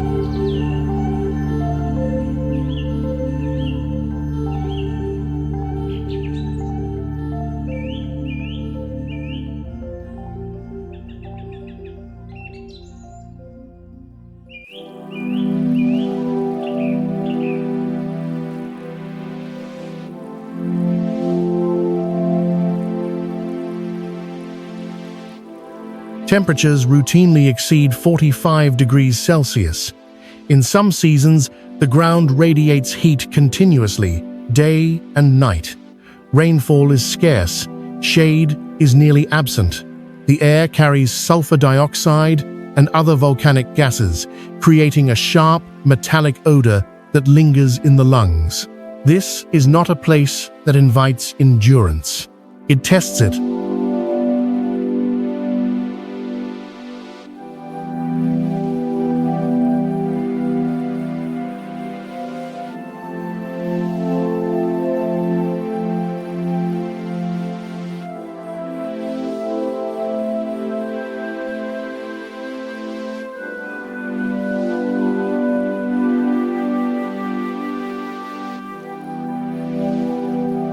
The surface appears fractured and fluid at the same time. Salt flats stretch outward in blinding white sheets.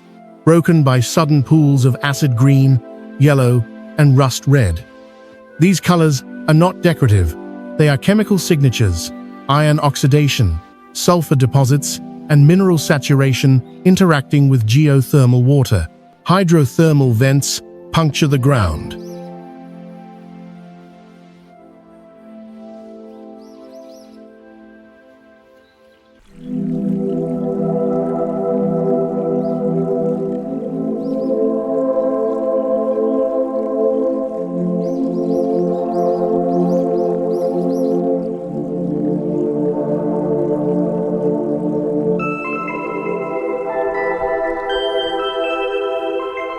From them, superheated water rises, carrying dissolved metals from deep below. As the liquid cools and evaporates, minerals crystallize instantly, forming jagged terraces and spires that look freshly cast. The landscape is constantly being built and dismantled at once. Despite the hostility, life exists here.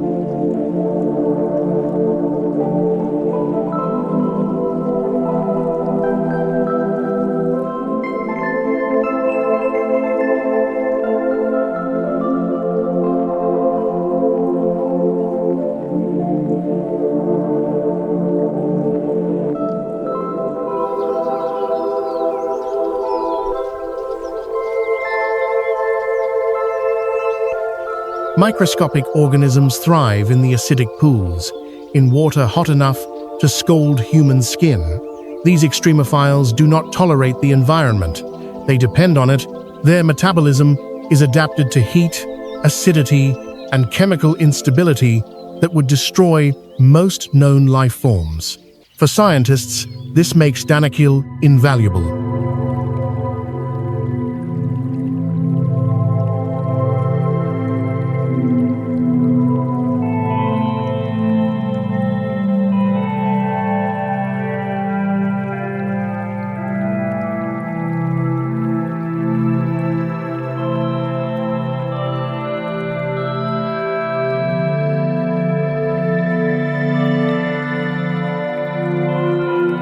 The organisms found here resemble some of the earliest life on Earth, which likely emerged in similar volcanic conditions billions of years ago. Studying them offers insight into how life began, not in calm oceans, but in unstable, hostile settings. The depression is also a window into the planet's future. As tectonic plates continue to separate, magma rises, new crust forms. Given enough time, this region could flood and become a new sea, splitting the African continent. What is visible today is not a completed landscape, but a process in motion.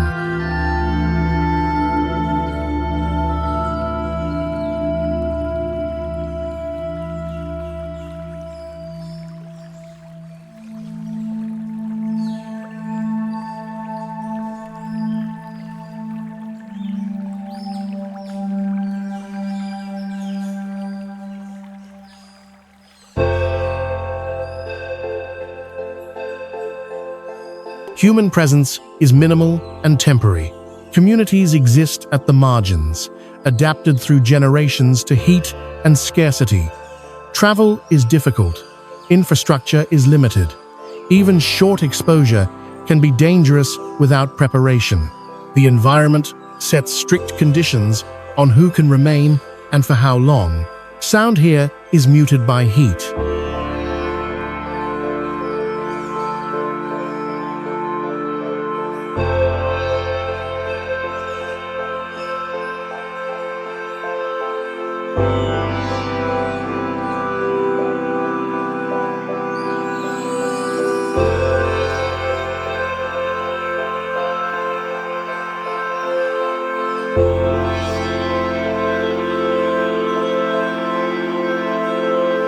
Wind carries across flat expanses without obstruction.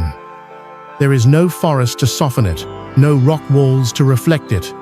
The land feels open and exposed, yet oppressive at the same time. The silence is not calm, it is strained. In the context of this journey, Danakil marks a decisive shift. Previous landscapes challenged orientation, scale, or predictability. Danakil challenges survival itself. It is not merely unfamiliar, it is incompatible with human physiology over extended time.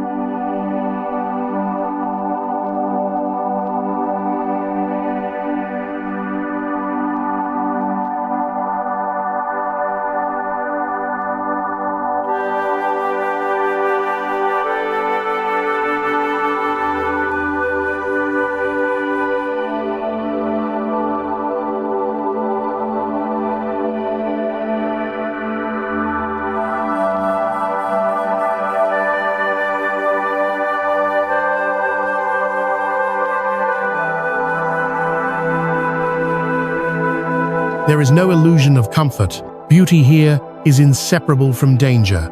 Color signals toxicity. Steam signals instability.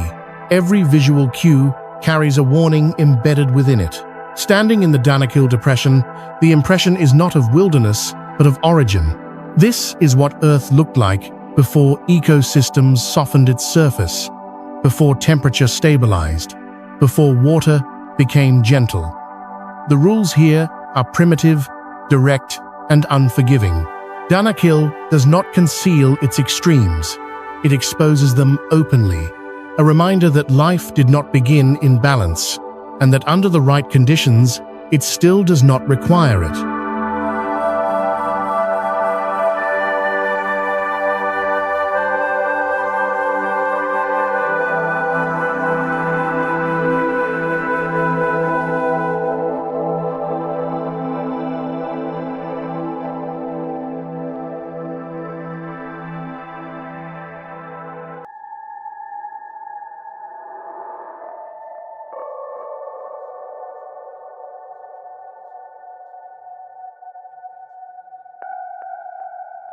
In eastern Java, the mountain rises without drama.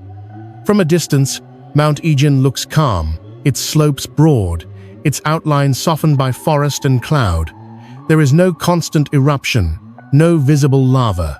Nothing suggests that the interior is among the most chemically hostile environments on Earth. The danger is contained within the crater.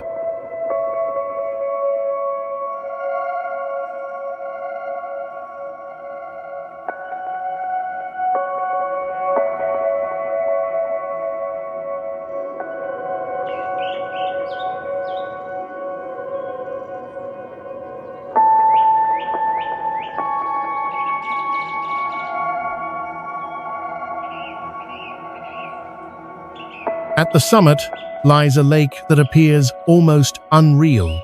Its surface is a luminous turquoise, smooth and reflective, framed by pale rock and drifting mist. The color is striking, even inviting, but the appearance is misleading. This is the most acidic crater lake on the planet. The water's pH approaches 0.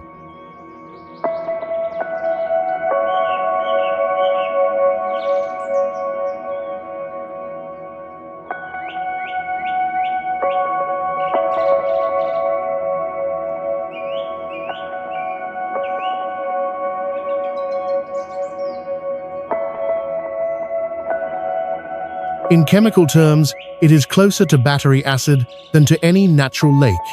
The acidity comes from volcanic gases, primarily sulfur dioxide, rising continuously from below and dissolving into the water. As the gases oxidize, they produce sulfuric acid in extreme concentration. The lake is not stable. It is an active reaction. The surface looks calm because the danger is molecular.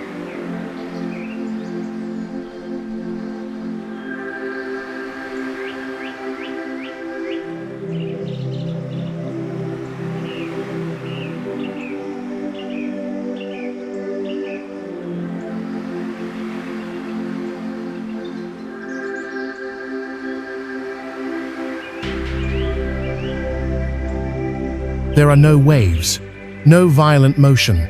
The lake absorbs light evenly, giving it a uniform glow. But the water corrodes metal. It burns skin. Prolonged exposure to its vapor damages lungs. The stillness hides an environment incompatible with life as humans understand it. Around the lake, the ground is stained yellow.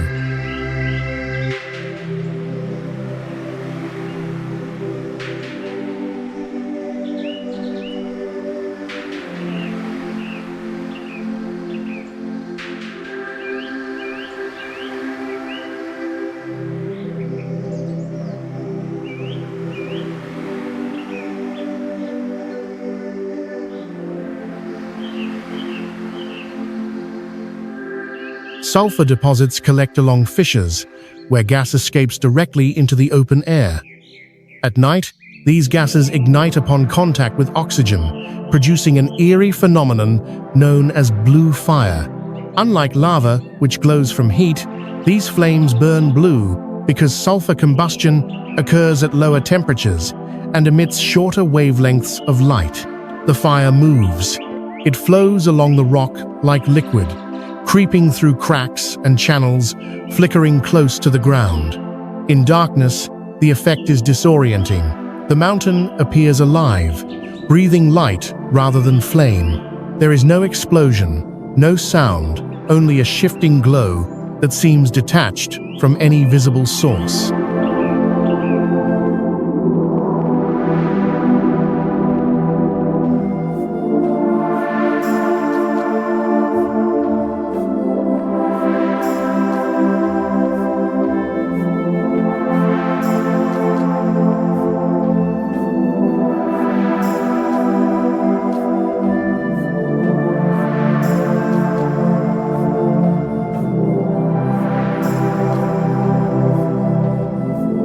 This phenomenon is rare. It requires a precise combination of gas, composition, temperature, and oxygen availability. Egen is one of the few places on Earth where these conditions align consistently enough to make the blue fire visible. Human activity persists here, but at a cost. Sulfur miners descend into the crater daily, carrying simple tools and protective masks that offer limited defense. They break solid sulfur deposits by hand, load them into baskets, and carry heavy loads back up the steep path. The work exposes them to toxic fumes and corrosive air. The environment does not accommodate labor, it extracts it.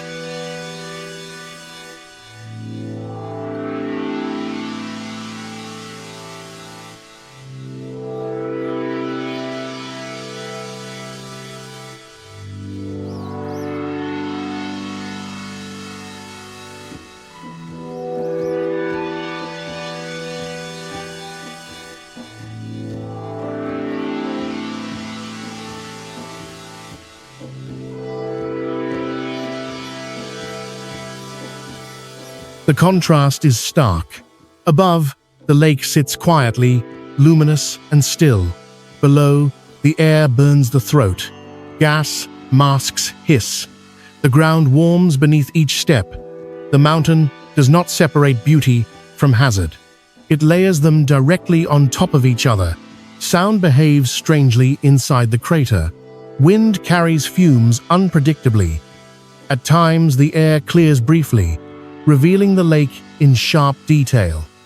Moments later, clouds of gas roll across the basin, erasing visibility entirely. Orientation depends on patience and timing. A wrong step in the wrong moment can be fatal.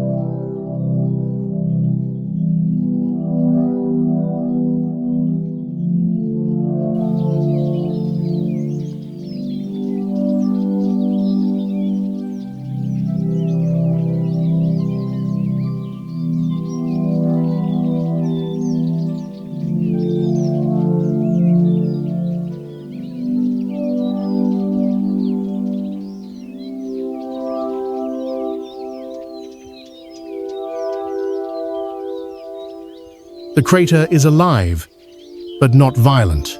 There is no eruption spectacle, no dramatic release. The danger here is constant and low-grade, operating continuously rather than episodically. It is a reminder that volcanic activity does not require explosions to remain lethal. In the context of this journey, Egen deepens the transition begun in Danakil. The previous landscape showed life thriving in extreme chemistry. Egen shows chemistry dominating everything else. Here, even microorganisms are limited. The environment narrows the margin for existence to almost nothing.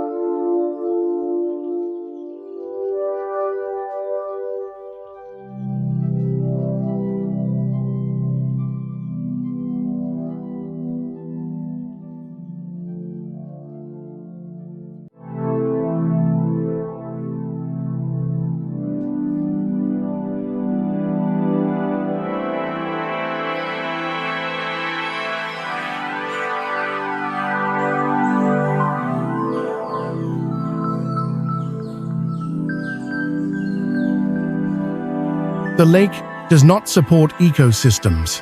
It is a terminal state, an endpoint where water still exists, but life does not follow. The presence of liquid does not imply habitability. The rules have changed. Standing at the rim, the viewer is confronted with a contradiction. The color is mesmerizing. The geometry is calm. The setting feels almost serene. Yet every instinct to approach, to touch, to linger is countered by invisible risk. The mountain communicates its limits clearly, without force.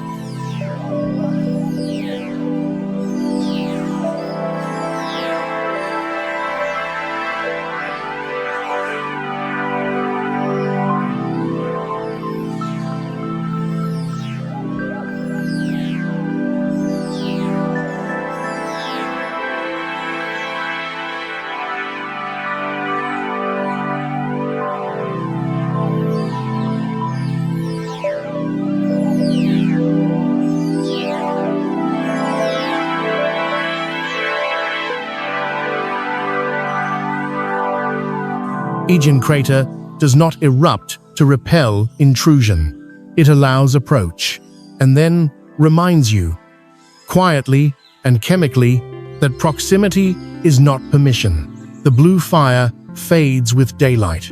The lake remains, a body of water that looks alive, behaves like poison, and exists as a boundary rather than a resource. Here, Earth demonstrates a rule that will repeat as the journey continues. Beauty is not evidence of safety, and calm is not the absence of danger.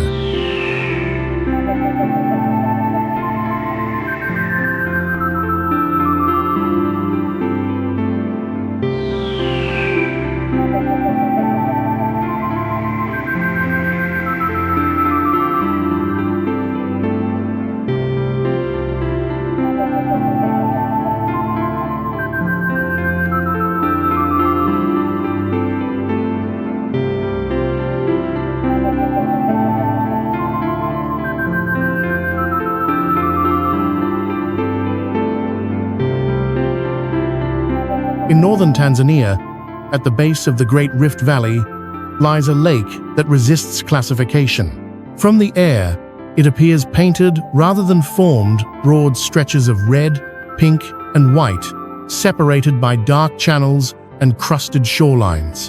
The colors shift with season and temperature, but the effect remains unsettling. Lake Natron does not resemble water, it resembles a reaction. The lake's chemistry defines everything.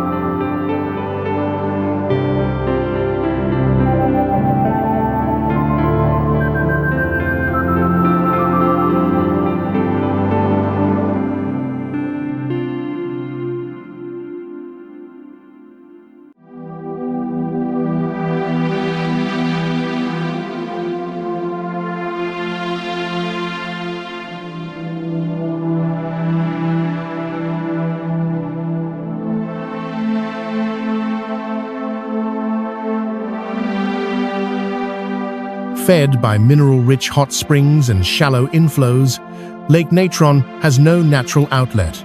Water enters, evaporates, and leaves its contents behind.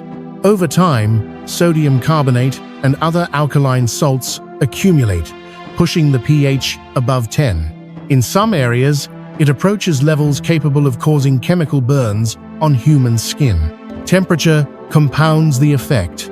During dry periods, surface water can reach 50 degrees Celsius. Combined with extreme alkalinity, this creates an environment lethal to most organisms. Fish cannot survive. Aquatic plants fail to establish. The lake becomes less a habitat and more a filter. The red coloration has a precise origin.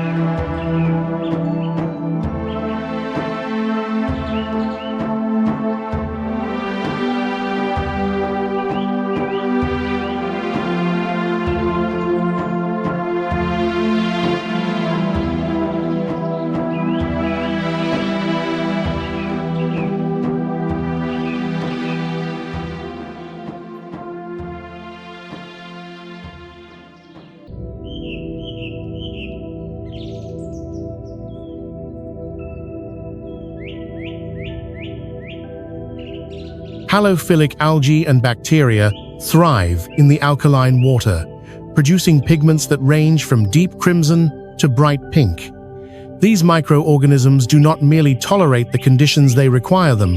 As their populations rise and fall, the lake's color reorganizes itself accordingly. The shorelines tell a different story. As water evaporates, mineral crusts form, trapping anything caught at the edge. Birds and animals that land or fall into the lake often die quickly. Their bodies become coated in carbonate deposits, preserving their shape in rigid detail. The effect resembles fossilization, though the process is chemical rather than geological.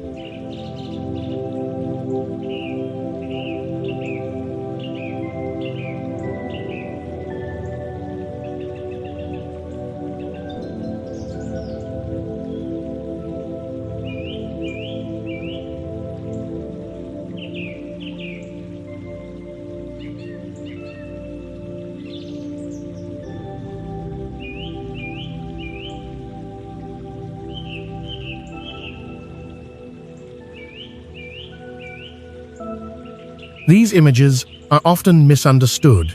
Lake natron does not turn animals to stone through intent or force.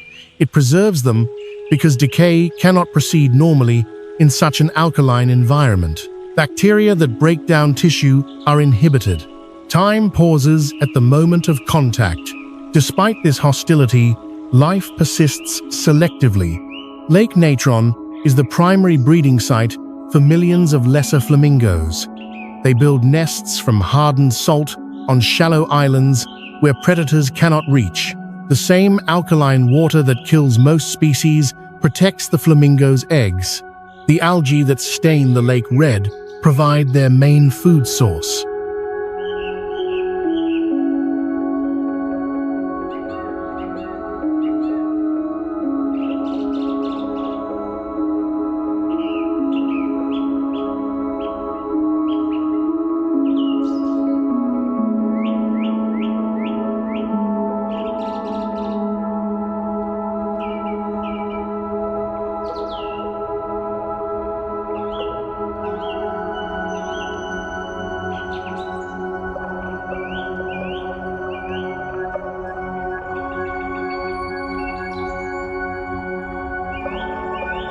This contradiction defines the lake.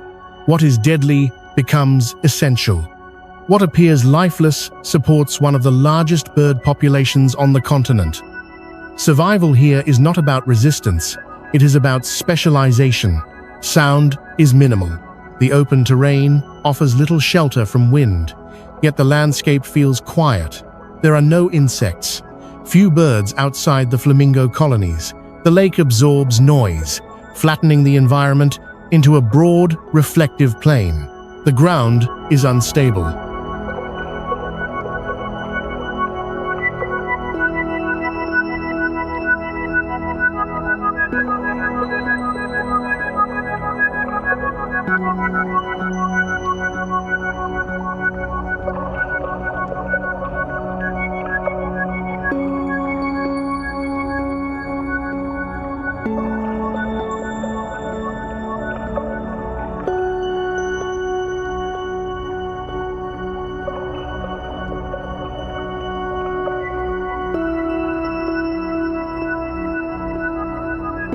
Salt crusts crack underfoot. Mud beneath remains hot and chemically active. Footprints do not last. The surface reorganizes itself as water levels rise and fall, erasing signs of passage within days. Human access remains limited. There are no developed shorelines, no recreational use. Exposure is controlled by discomfort rather than regulation. The environment itself enforces distance, reducing visitation without needing barriers.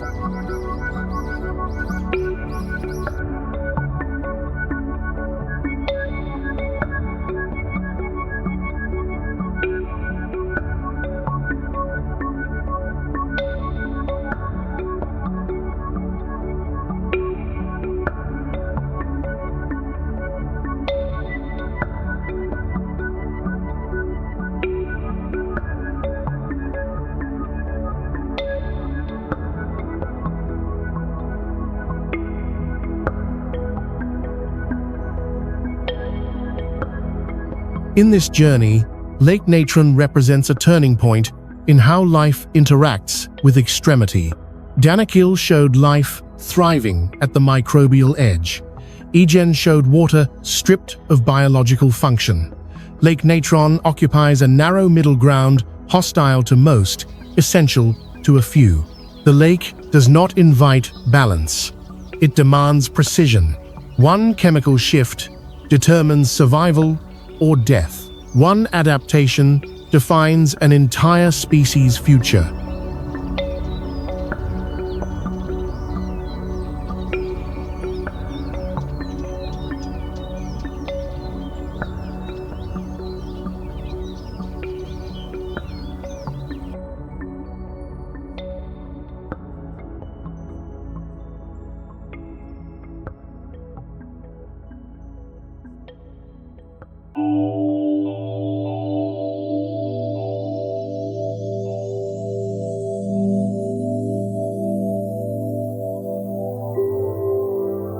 Standing at its edge, the impression is not horror, but clarity.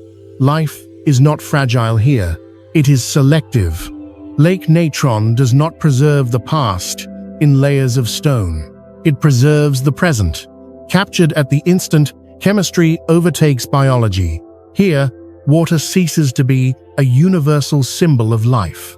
It becomes a boundary, marking exactly who can remain and who cannot.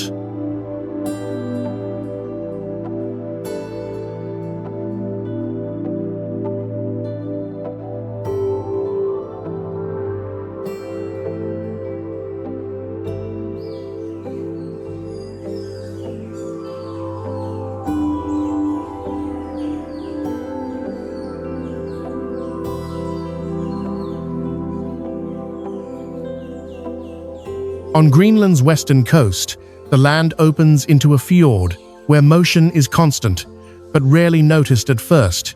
The air is cold and clean. The water appears still. From a distance, the ice seems fixed in place, massive, silent blocks resting against one another like frozen ruins. Nothing here is static. Ilulissat Ice Fjord is fed by Sermek Kujalek, one of the fastest-moving glaciers on Earth.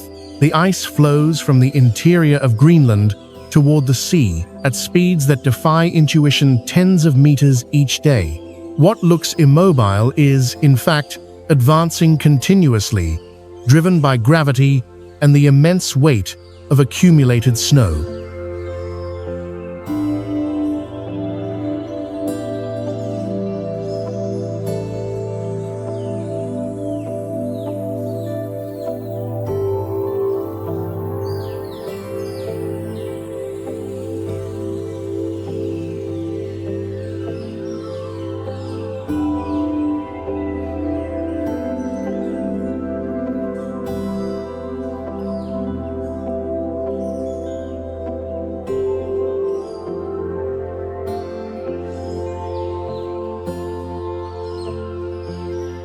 The glacier does not melt quietly. As it reaches the fjord, pressure fractures the ice from below.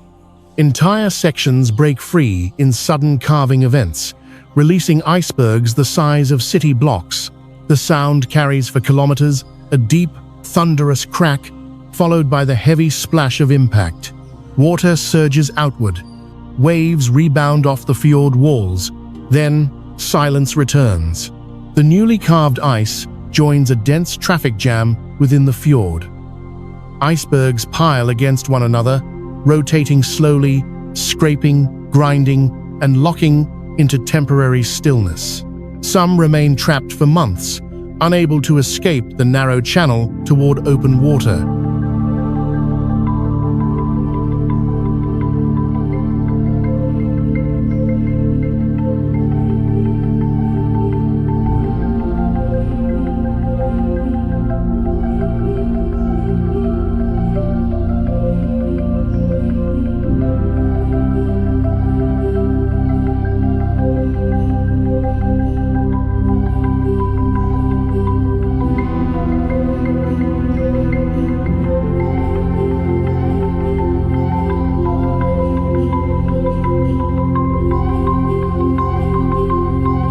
The scale is difficult to register. Ice walls rise hundreds of feet above the surface, with even more mass hidden below.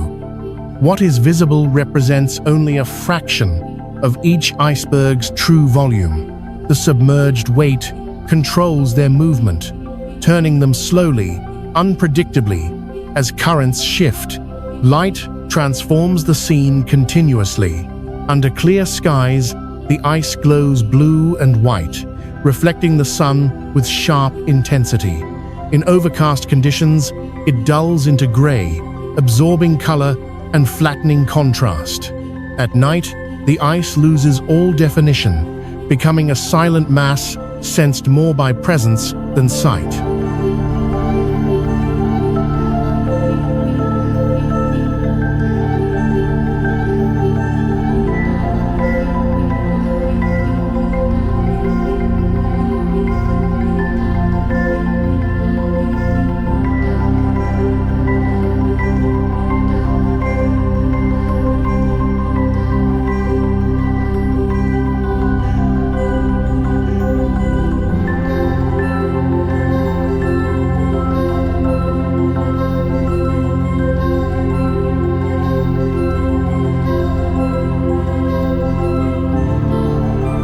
Sound behaves unexpectedly.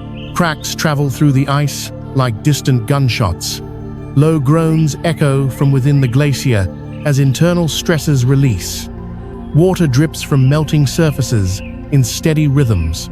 The fjord is never quiet, it is simply restrained. This ice has a destination. Once freed from the fjord, icebergs drift into Baffin Bay and beyond, carried by ocean currents into the North Atlantic.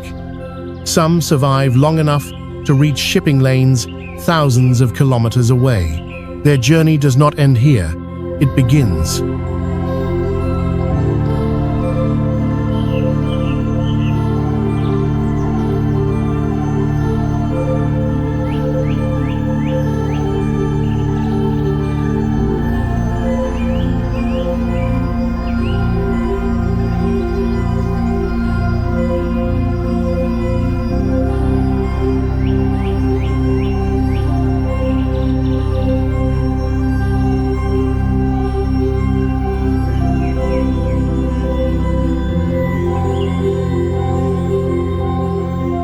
The system functions with industrial efficiency. Snow falls inland. It compresses into ice. Gravity drives it outward. Fracture releases it. The ocean transports it away. The process repeats without pause. Ilulissat is not a frozen monument. It is a conveyor belt. Human presence is peripheral. Observation platforms stand at a distance. Boats approach cautiously, aware that ice movement is unpredictable. A shifting iceberg can roll suddenly, releasing energy capable of capsizing vessels. Safety here depends on respect for mass and timing.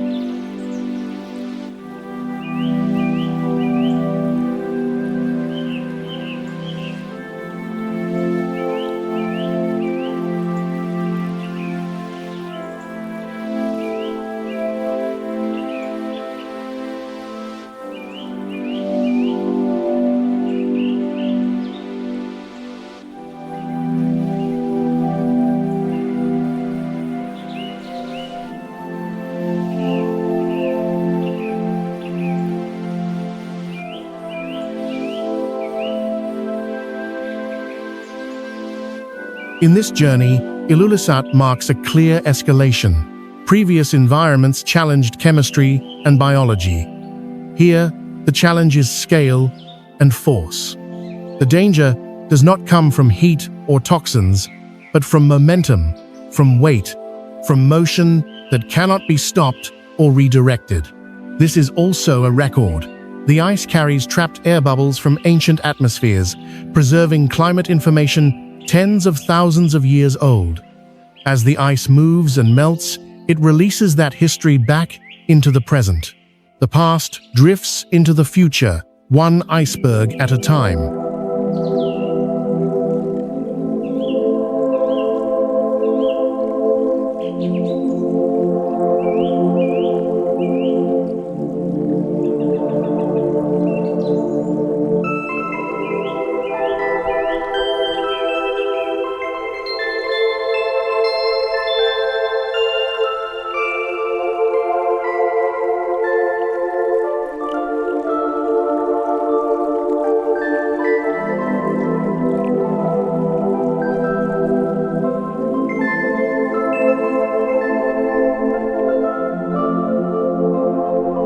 Standing at the fjord's edge, time feels compressed. The glacier advances faster than intuition allows. The ice breaks faster than memory can adapt, yet the overall process unfolds across centuries.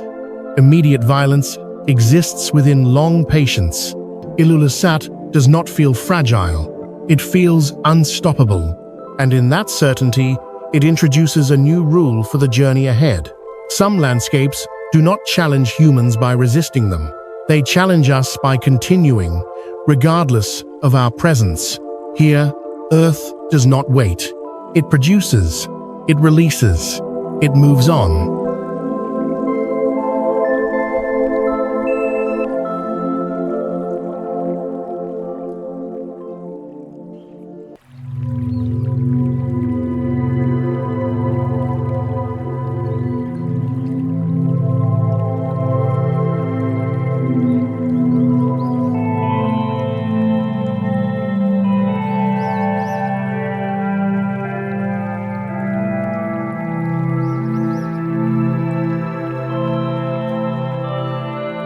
In Antarctica, beyond the ice sheets and glaciers that define the continent in the public imagination, lies a region where ice is largely absent. The McMurdo Dry Valleys are not buried under snow. They are exposed bare rock, frozen lakes, and wind-scoured ground stretching toward distant mountains. This landscape should not exist.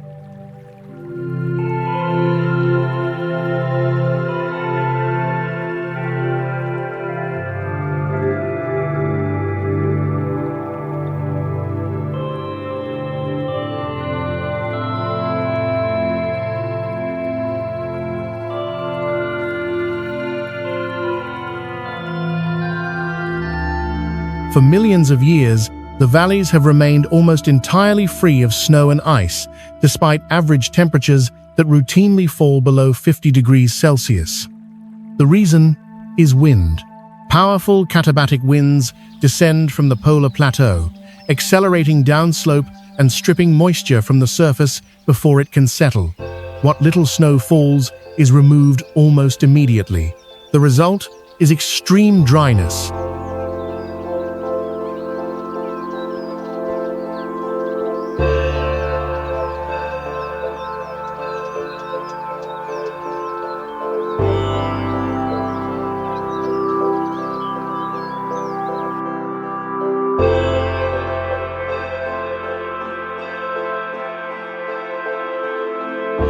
Humidity is nearly non-existent. Precipitation is so rare that some areas have not seen measurable snowfall for millions of years. The ground does not soften, it fractures. Rocks crack under thermal stress, rather than erosion by water. The terrain looks unfamiliar. Soils are pale and salty. Pebbles are polished by wind rather than water. Hills rise in muted browns and grays, devoid of vegetation. In places, the land resembles imagery from another planet, an impression reinforced by its silence and lack of movement.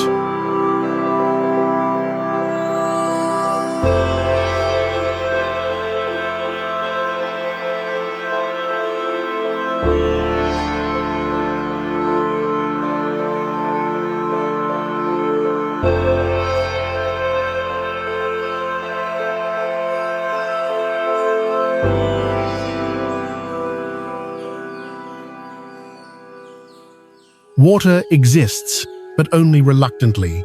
Several lakes lie within the valleys, sealed beneath ice layers up to 5 meters thick. The ice prevents evaporation and insulates the water below, allowing it to remain liquid despite the air temperature. High salt concentrations lower the freezing point further, creating pockets of unfrozen water in a frozen world. Life persists at the margins.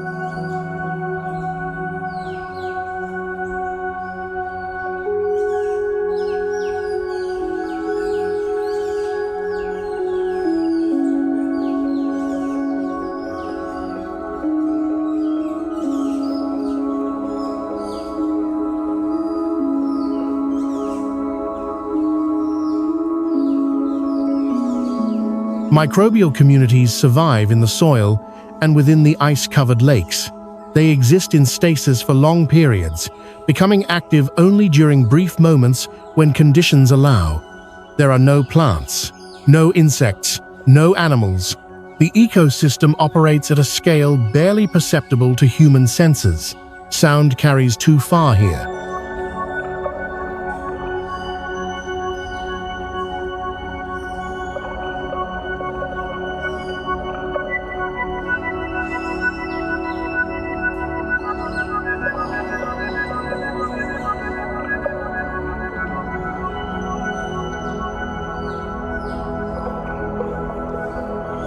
With no vegetation or structures to absorb it, even a single footstep echoes across the valley. Wind whistles through rock formations, producing sharp, intermittent tones. Silence feels amplified rather than quiet, an absence made loud by exposure. Human presence is temporary and constrained.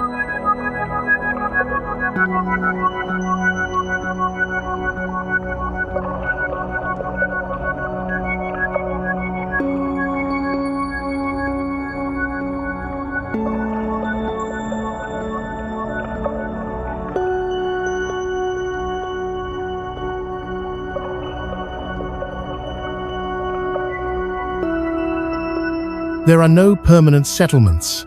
Research stations operate seasonally and under strict protocols to avoid contamination. Footpaths are limited. Every intrusion is measured. The environment cannot recover quickly from disturbance, and its biological systems are uniquely vulnerable. The dry valleys serve a purpose beyond Earth.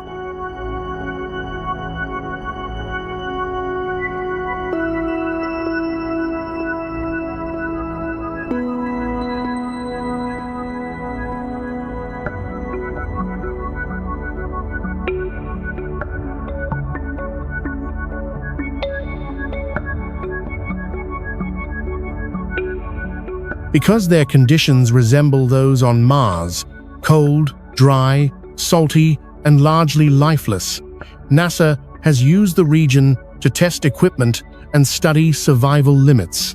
What functions here may function elsewhere in the solar system.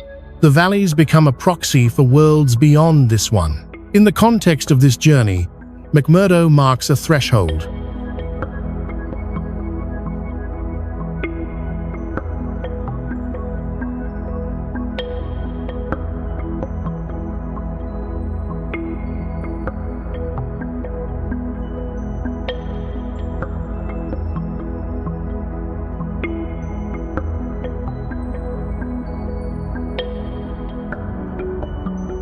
Previous locations tested heat, chemistry, and scale. Here, the challenge is absence. Absence of water, absence of warmth, absence of life, as it is normally defined. The land does not appear hostile. It appears indifferent. Nothing moves unless forced. Nothing grows unless permitted briefly. Time passes without visible effect. Change is measured not in seasons, but in geological stillness.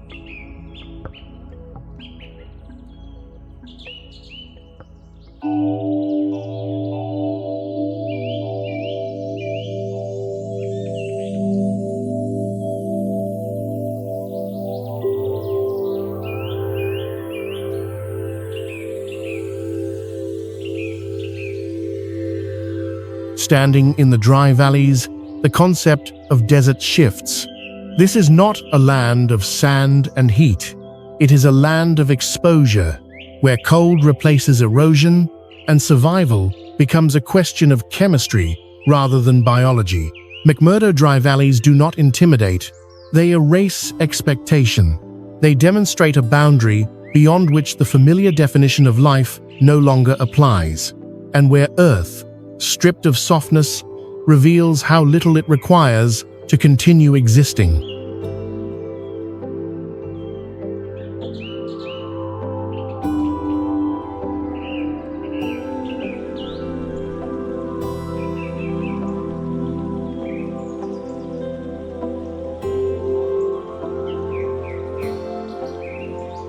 Along Brazil's northern coast, where the Atlantic meets a broad, wind-shaped plain, lies a landscape that contradicts its own appearance. From a distance, Lençóis Maranhenses looks like a desert, endless white dunes, stretching to the horizon, smooth and uninterrupted, sculpted by constant wind. There are no trees, no rocks, no visible sources of water, yet water defines everything here.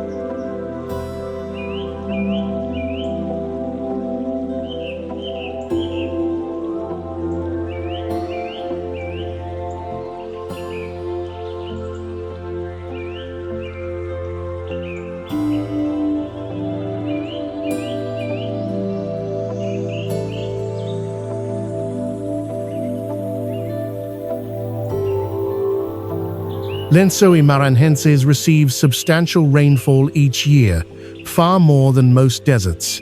The difference is not how much rain falls, but how the land responds to it. Beneath the dunes lies a layer of impermeable rock and compacted sediment. When rain arrives, it cannot drain away. Instead, it gathers. Between the dunes, lagoons form. Movement here is deceptive.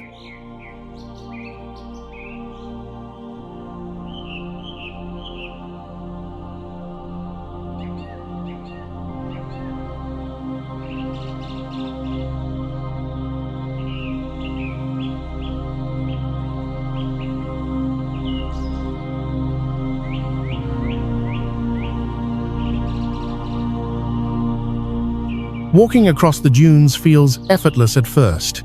The sand is fine, cool beneath bare feet in the early hours, but distance is difficult to judge. The repetition of curves removes scale. A lagoon that looks close may take far longer to reach than expected. The terrain offers no fixed reference points. Water interrupts that rhythm.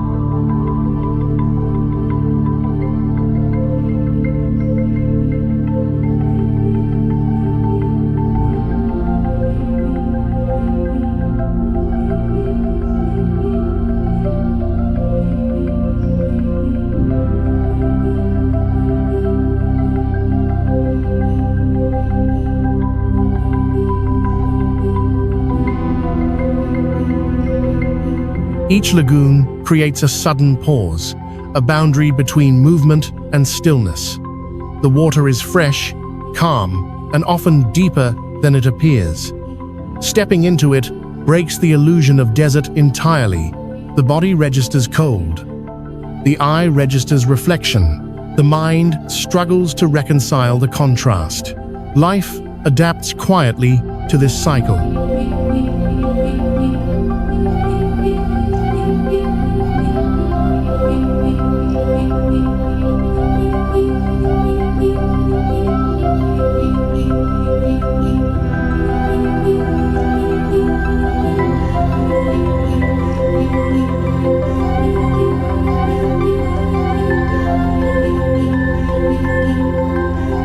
Certain species of fish survive the dry season by burrowing into damp sediment beneath the dunes.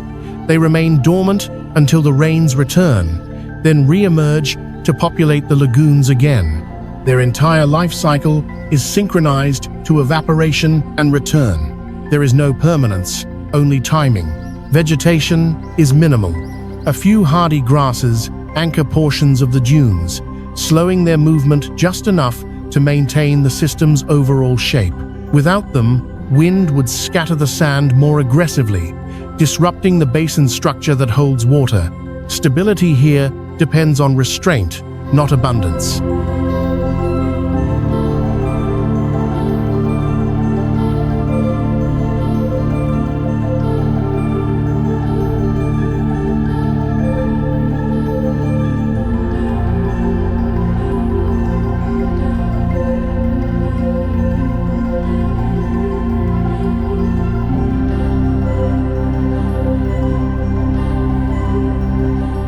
Sound is sparse. Wind moves constantly, but softly. There is no echo, no rustling leaves. When water is present, small ripples replace silence. The environment feels open yet contained, as if sound cannot decide where to travel. From above, the effect becomes abstract. The dunes appear like fabric, folded, pleated, endless. The lagoons puncture that surface like mirrors, catching light and reflecting the sky. The scene looks artificial, as if designed, though every feature is the result of basic forces acting without intention.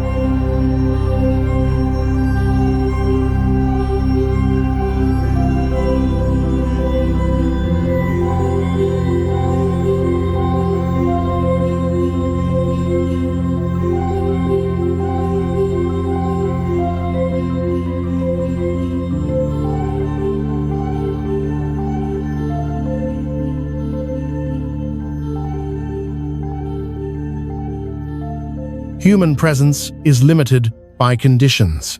There are no permanent structures within the dune field. Access is regulated to prevent damage to the delicate balance between sand and water. Vehicles follow fixed routes. Foot traffic disperses quickly as the wind erases traces of passage. In this journey, Lençóis Maranhenses represents inversion. Previous landscapes challenge survival through excess heat, cold, chemistry, scale. Here, the challenge is contradiction. A desert that holds water, a dry surface hiding abundance, a place that looks empty but functions as a seasonal wetland.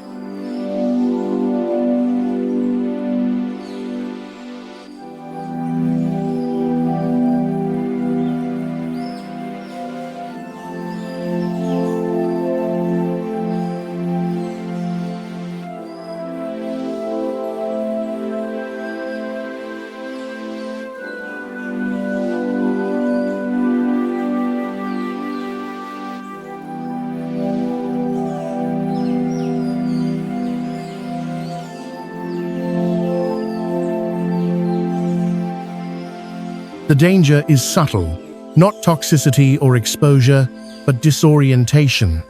Without landmarks, navigation depends on awareness and timing. A storm upstream can fill lagoons rapidly. A clear path can disappear overnight. The land does not warn. It simply reconfigures. Standing between dunes and water, the boundary between categories dissolves. This is not a desert interrupted by lakes. It is a single system that alternates states.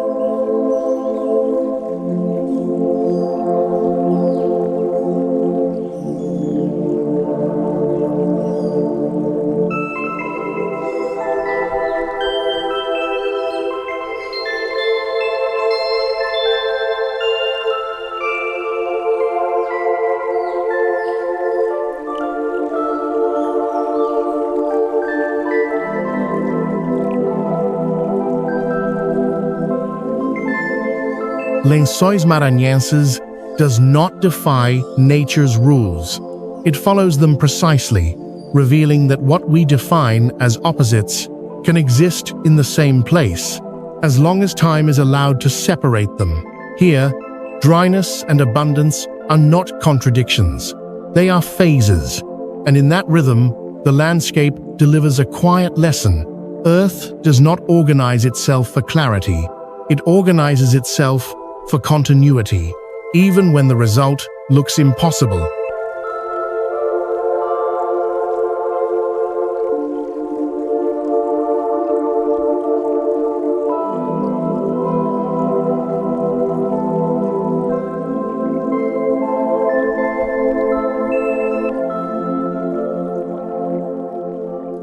This journey was never about distance.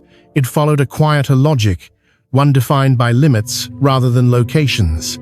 Each place marked a threshold, showing how far human presence can extend before the environment stops responding to it. At the beginning, the land still allowed entry. Light behaved normally. Paths existed. Beauty felt readable. But gradually, the rules shifted. Space tightened. Chemistry hardened. Climate erased comfort. Motion replaced stability. In the final landscapes, even orientation itself began to fail.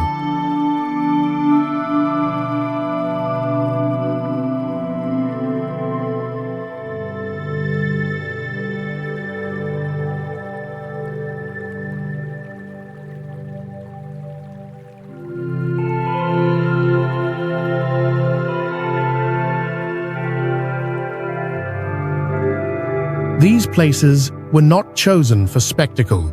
They were chosen for function. Each revealed a single mechanism at work. Light constrained by stone, water stripped of life, ecosystems shaped by isolation, survival narrowed by chemistry, ice moving with unstoppable force, or land reduced to near absence. Nothing here needed explanation beyond its process. Together, they reveal a pattern.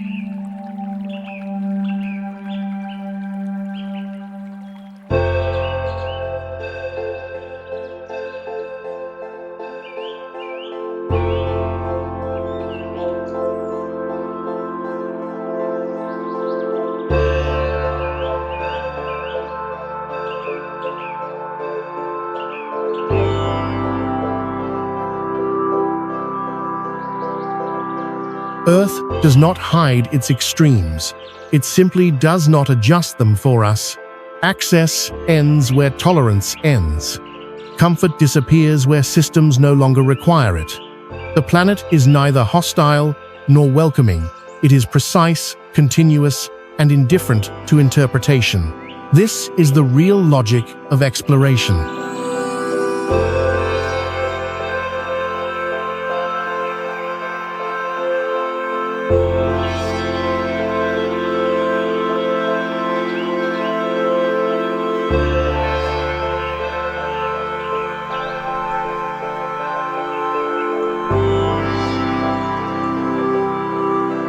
Not reaching the center, but approaching the edge.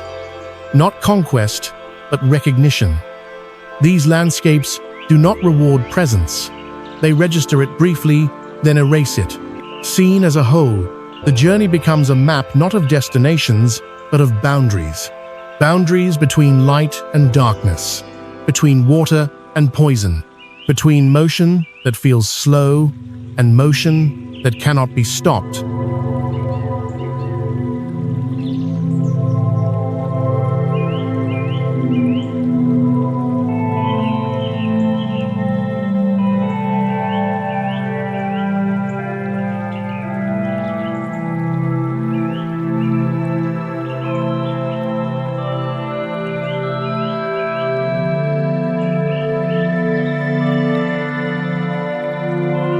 The journey ends with a simple understanding.